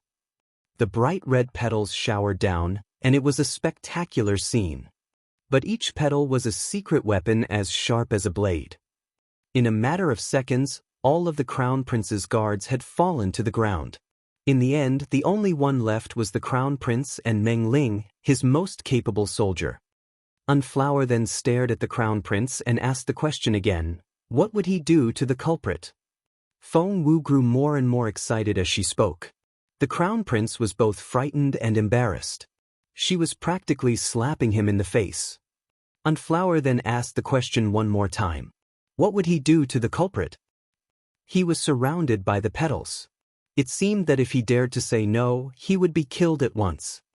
It said that the crown prince was infuriated, but there was nothing he could do but say, the rapist and murderer shall pay with his life. As soon as he said that, the petals surrounded Meng Ling and took him apart piece by piece. Feng Wu's eyes looked like twinkling stars as she said in amazement, Senior Unflower was already so terrifyingly capable back then. What do you think was the most terrifying thing about her? Asked the white fairy. Clenching her fists, Feng Wu said in excitement, her courage. She wasn't threatened by either the great number of enemies or authority. She was brave enough to question the future emperor in the middle of the street. Feng Wu kept repeating that story in her head. I'm looking forward to becoming someone like her. Feng Wu nodded solemnly. The white fairy nodded. Do you know where Unflower learned her skills? Feng Wu looked up at the white fairy with twinkling eyes. Could it be? Could it be? That's right. The white fairy nodded. Feng Wu's eyes widened. Dear fairy, you're so amazing. I admire you so much. At first, Chowga could follow their conversation, but soon she became confused. Feng Wu tugged at Chowga and said excitedly, This is Miss Grandsister. Grandsister? Duan Chowga looked dumbfounded. What was she talking about? Feng Wu then gave her a wink. Chowga might not be the sharpest tool in the box, but she always listened to Feng Wu. She might not have understood what Feng Wu was hinting at, but she still dropped to her knees, prostrated on the ground, and addressed the fairy as Miss Grandsister. The white fairy didn't know what to say. She wasn't very happy with Chowga, because she found her somewhat dumb. However, Miss Grandsister wasn't a bad name. It made her feel young. Chapter 1876, So Amazing. The white fairy glanced at Duan Chowga and said grumpily, "To be honest, with your current natural endowments, you're just not good enough to be my disciple. There's no way I'll teach you myself." Chowga looked at Feng Wu in bewilderment. Feng Wu smiled. Of course. It'll be a waste of your talent at this stage. There's no need to do that." The white fairy nodded. After Unflower died, her soul was sealed in this place. I taught her a few things once, and she always wanted to be my disciple, but I never gave her the chance. While only then did Duan Chowga realize how capable the pretty white fairy was. She counted on her fingers.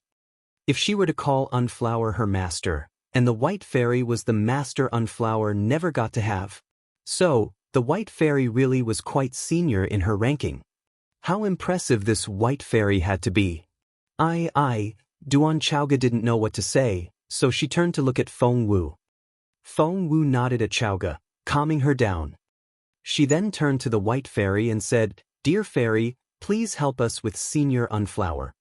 The white fairy mumbled grumpily, "Sure, I will."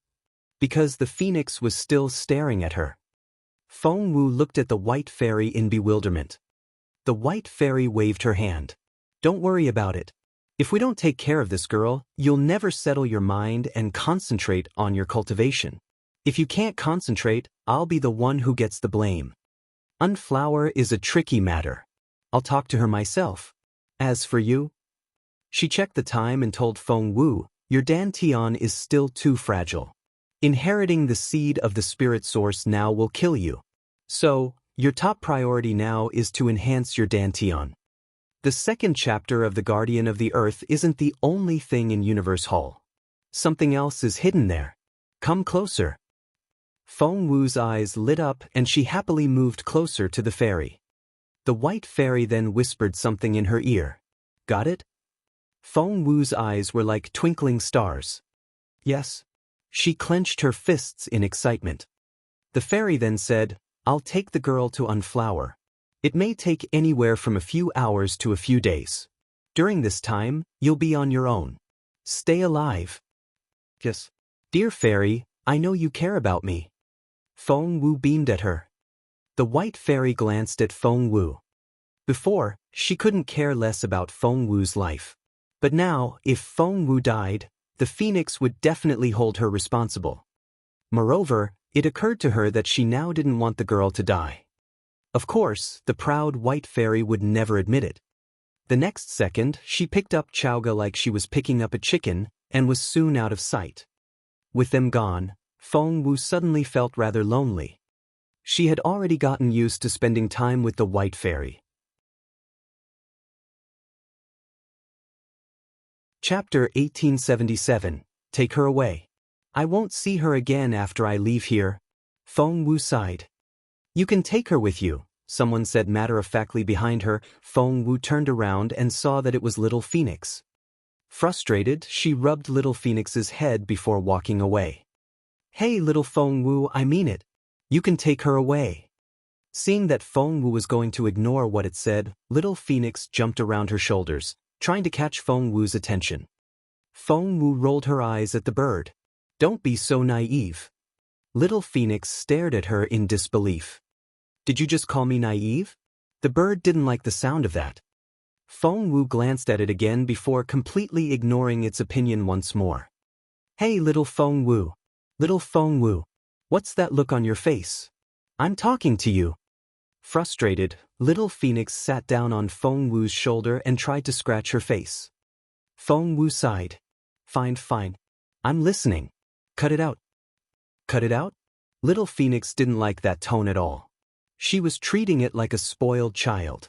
The bird was very mad.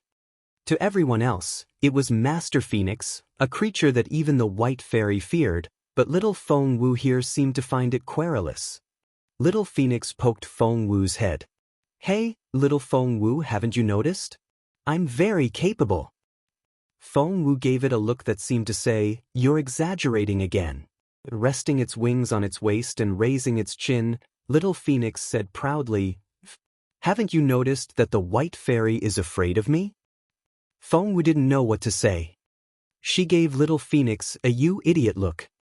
Little Phoenix wanted to see an astonished look, but Feng Wu's reaction didn't meet its expectations at all. Displeased, it kicked Feng Wu's neck. "Hey, why are you looking at me like that?" Feng Wu heaved a long sigh. "I'm trying to think. Can you be quiet for a minute?" Little Phoenix was shocked. It stared at Feng Wu and said, "I'm the famous Master Phoenix. I'm so famous that the entire continent—" Fine. You're the famous Master Phoenix that the entire continent reveres. Everyone will kneel down in your presence." Although that was the truth, the way Feng Wu put it made it sound like little Phoenix was bragging. "Whatever." Little Phoenix emphasized once more, "You really can take the white fairy away with you. Although she's short-tempered and not all that capable, at your current stage, she can be helpful to you." Feng Wu gave little Phoenix an indescribable look. Short-tempered? Not all that capable? Can be helpful? She was the white fairy. She used to be one of the top masters on this continent. Why was the bird saying that she wasn't all that capable? She said in amazement, "Do you know an expression?" Little Phoenix asked, "What expression?" Feng Wu said, "A heart loftier than the sky. That's what you have. You just called a powerful being like the white fairy mediocre.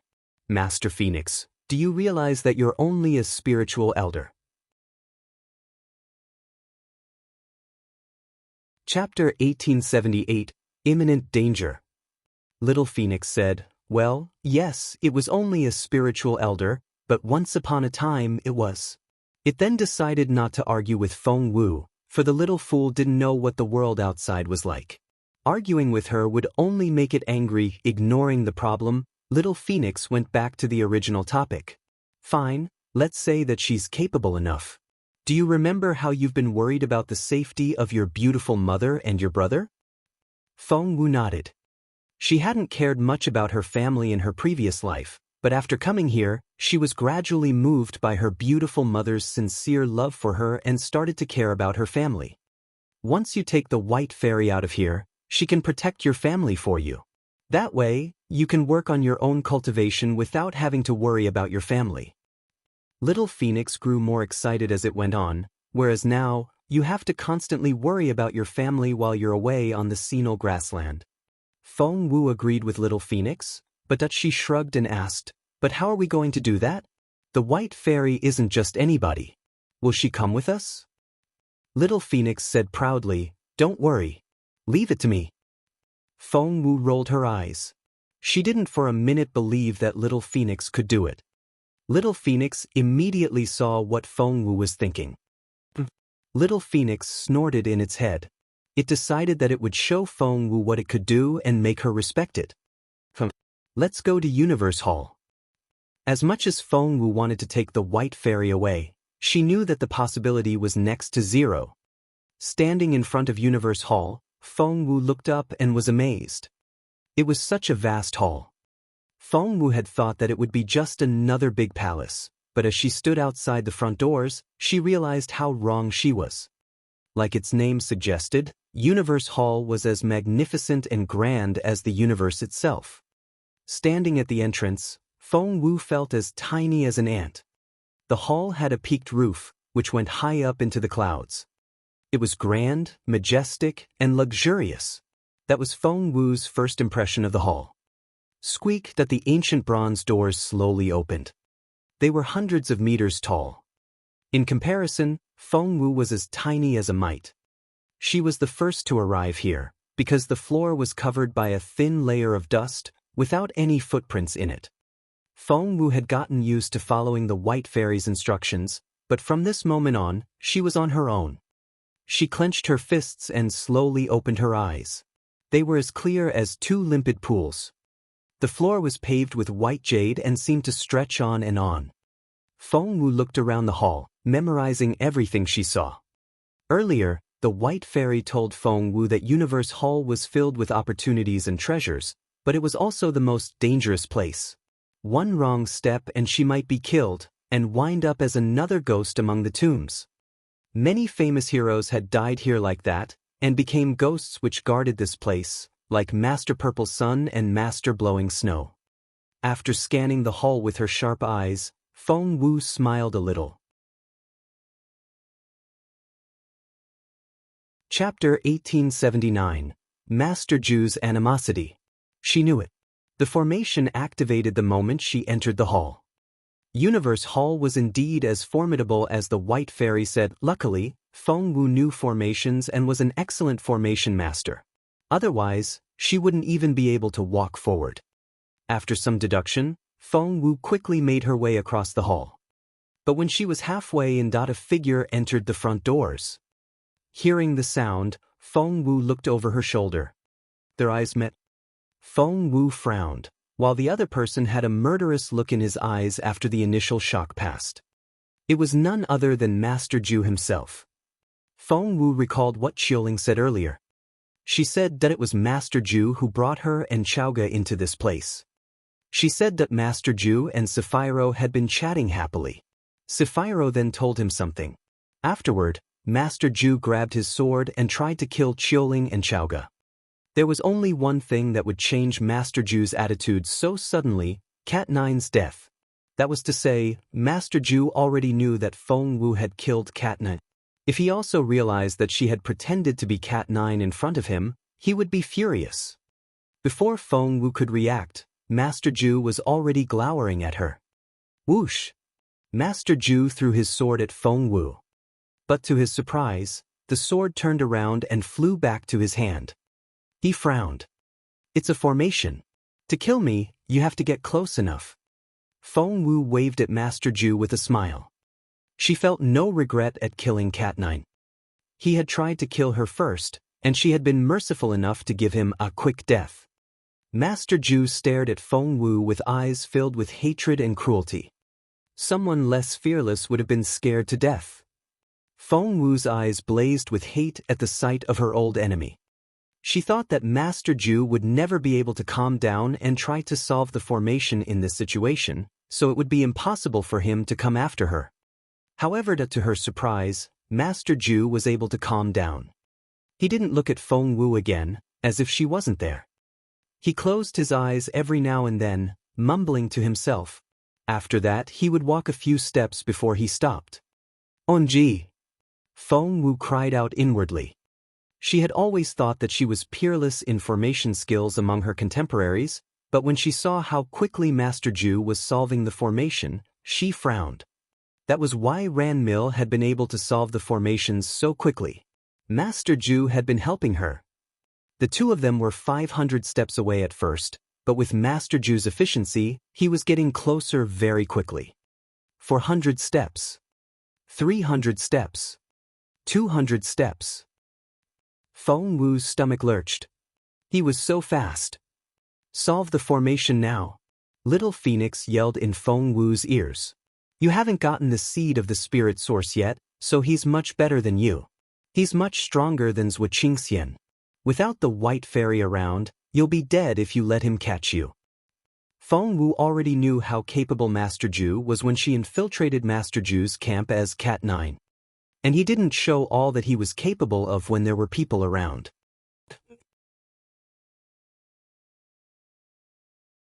Chapter 1880. He's catching up. Feng Wu also knew that the most important thing for her now was to solve the formation, but by Junwu Empire standards, this is a level 4 formation, said Little Phoenix, and that's also the maximum level you can solve. That man has been studying all the formations here for years, whereas you've only just got here. It's understandable that you can't solve it as fast as he can. It may be a good thing for you. Because you've never met your match in formations before, this can be a wake-up call to remind you that there are more capable people out there. Feng Wu almost burst into tears. Didn't Little Phoenix see how worried she was? Why wouldn't it hurry up?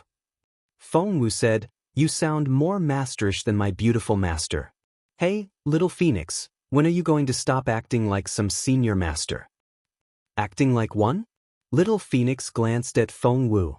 It was behaving exactly as it was supposed to. It was Master Phoenix. At least it used to be. It's all because of you. The bird glanced at Feng Wu. Feng Wu was confused. What did I do? Little Phoenix crossed its wings. Had it not been for the girl, it would never have to start cultivating from scratch. It was the famous Master Phoenix. He's only 50 steps away, Little Phoenix reminded Feng Wu. Feng Wu looked over her shoulder. Gosh. He really was. Master Ju was solving the formation at an impossible speed. While she was talking to Little Phoenix, Master Ju had been working non-stop. Feng Wu was sure that if she stayed where she was, Master Feng would reach her in 2 minutes. She looked into Master Ju's eyes. What a pair of eyes. They were filled with rage, frenzy, and murderous intent. Wood is in the south. The wound door matches the 4 azure dragons. Metal is in the west. The surprise door matches 2 white tigers. Little Phoenix started reciting. Feng Wu was already slower than Master Ju, so she immediately followed Little Phoenix's instructions. Whoosh! She picked up speed right away. They were only 10 steps apart before this, and Master Ju could almost reach Feng Wu with his sword. But at that critical moment, Little Phoenix's instructions changed. Feng Wu's greatest ability was to learn and comprehend things very quickly. She put the instructions to use as she listened. Are these the level 5 formation instructions? Feng Wu gradually realized what they were. Little Phoenix nodded. Feng Wu cried out, "Why do you know them? Aren't you just an ignorant little bird?" Little Phoenix felt offended. An ignorant little bird? It was the all-knowing Master Phoenix. From now on, call me Boss Phoenix, Little Phoenix said proudly. Feng Wu chuckled. But it was true. As soon as she followed the instructions, Feng Wu worked faster than Master Ju, to the point of making him desperate. When she looked over her shoulder, she saw that the distance between them was increasing again. 10 steps, 20 steps, 30 steps. In a matter of seconds, they were 50 steps away. Feng Wu was relieved. It seemed that Master Ju wouldn't catch up with her for a while. But at that moment, Chapter 1881. I'm mad. But just then, Little Phoenix told her the unfortunate truth. You'll soon reach Universe Hall, where the formation ends. He'll catch you in no time. Feng Wu realized that as well, and she frowned. This Master Ju, he wasn't any weaker than Zhou Qingxian, if not stronger. She was able to kill Zhou Qingxian not because she was more capable. It was sheer luck, plus the fact that Zhou Qingxian had underestimated her. Master Ju here would want nothing more than to kill her. If he caught her, no matter how clever she was, his sword would cut her to pieces. Therefore, she couldn't give Master Ju that chance. We need to find the seed of the spirit source as soon as possible. Little Phoenix sounded frustrated as well. It stomped its foot and said, "It's my fault. I'm too weak now. Otherwise, I could crush this man, along with his master." Feng Wu glanced at Little Phoenix in resignation, convinced that it was only bluffing. That look displeased Little Phoenix. It wanted to explain, but when it recalled its capability now, it didn't know what to say. It made a decision. It would cultivate harder. This shouldn't happen again. Where is that fairy now? Right when we need her the most, she's not here. Little Phoenix shifted the blame to the white fairy. Feng Wu said grumpily, "She's done all she needed to do. Plus, she hasn't slipped off. She's looking for Chaoga's master now." Little Phoenix said, "Chaoga is the worst burden of them all." The look on Feng Wu's face immediately turned very serious. "What did you say?" The look made Little Phoenix lower its head without saying another word. Picking Little Phoenix up, Feng Wu said seriously, "I know that as a magical beast, you have a selfish side, and I know that you care only about me. I appreciate that, but I also hope you can understand, I'm not all alone. I have my family and friends, and I want to protect and take care of them. I want to become stronger. I want to rise higher, because only the stronger ones get to choose. Only then can I protect the people I care about. It's not the other way around," where I become stronger by sacrificing the people I care about. We're human beings because of our human nature. I'm not a saint, I don't love everyone, and I'm not trying to save the world. I only care about those I do care for, and I'll guard what I want to guard. So, do you understand me now? Feng Wu was now holding Little Phoenix up with both hands. If their ideologies contradicted, she and Little Phoenix would disagree on more and more things. Feng Wu didn't want that to happen, so she had to make herself very clear now. If anyone knew that the famous Master Phoenix was being held up like this, it would be so humiliated. Furthermore, Master Phoenix behaved as tame as a kitty now. Little Phoenix snorted proudly. Yes, it had the nature of a magical beast, and yes, it was selfish. So what if it only cared about little Feng Wu? It was wired that way. If it wasn't like that, that great being would immediately wipe it from the face of the earth. Chapter 1882, Ultimate Hatred. The bird thought it made sense that it should consider all the people who were a burden to Feng Wu the enemy, and that they deserved to die. What was wrong with that? At that thought, Little Phoenix gave Feng Wu a resentful look and turned its head the other way. Seeing Little Phoenix's appearance, Feng Wu realized that she had probably been too serious. Clearing her throat, she said, "Hey there. I know you care about me. Don't be mad. Let's enter the hall first, shall we?" Little Phoenix burst into tears. It knew everything, but it still had to pretend and convince her that it knew nothing at all. As if that wasn't hard enough, she said those harsh words. "Mph." The proud bird snorted and flew back into the ring space, where it complained to the unconscious beautiful master. Feng Wu was speechless. Thud. There was a loud crashing sound. Feng Wu turned around and saw that it was Master Ju. He had broken the confines of the formation by sheer force, and was charging at Feng Wu. Shit! Feng Wu's stomach lurched. She ducked to the side as fast as she could and shouted, "Gaping ground! Cracking ground! Ground control!" She used all 3 stances of the Guardian of the Earth all at once. Because of the stances, the sword that was flying toward Feng Wu gradually slowed down. Thud! Although Feng Wu dodged in time, the sword was simply too fast, and it brushed right past her arm. It cut her left sleeve open at the elbow, and blood immediately oozed out. Luckily, because of the formation, all her vital parts were unharmed. Master Ju was so formidable. Feng Wu felt as if a hand was gripping her heart, and she was ready for battle. She saw 9 doors ahead of her. The vast space of Universe Hall was divided into 9 equal sections. That was to say, it had 9 subhalls. The 9 sections each represented a different luck, and the 2 legendary ghost kings were in this very hall. If she wasn't lucky enough, she might walk right into their palaces, and she would be doomed. 2 out of 9. That was a high possibility. However, Feng Wu smiled a little. The White Fairy had told her the secret of Universe Hall before she left, and the 2 ghost kings were. There were 9 plates in total outside, and each would open a subhall. Master Ju was right at her heels, so she struck the 3rd plate without hesitation. Thud! Instantly, she turned into a streak of white light and was teleported into the 3rd section. When Master Ju got there, all he saw were the empty stairs and the perfectly still number plates. Which section did the girl go to? Master Ju tried to figure it out. Just then he heard footsteps behind him. Feng Sun and the others arrived. Master Ju had used an explosion to break out of the formation and had left footprints behind. Feng Sun, Xian Yi, Sapphiro and Ranmil arrived together. Master Ju dash. Ranmil saw that Master Ju was in a foul mood, so she asked gently, "Master Ju, why do you look like you saw your archenemy? Did something happen?" Chapter 1883, Getting Interesting. Master Ju nodded. Ranmil said, "Oh my, you really did. Who was it?" Feng Sun patted his chest and said happily, "Since we're on the same side, your enemy is my enemy. Now, Ju, tell me, who's your enemy? We'll get revenge for you." Master Ju found his offer idiotic, and he looked away.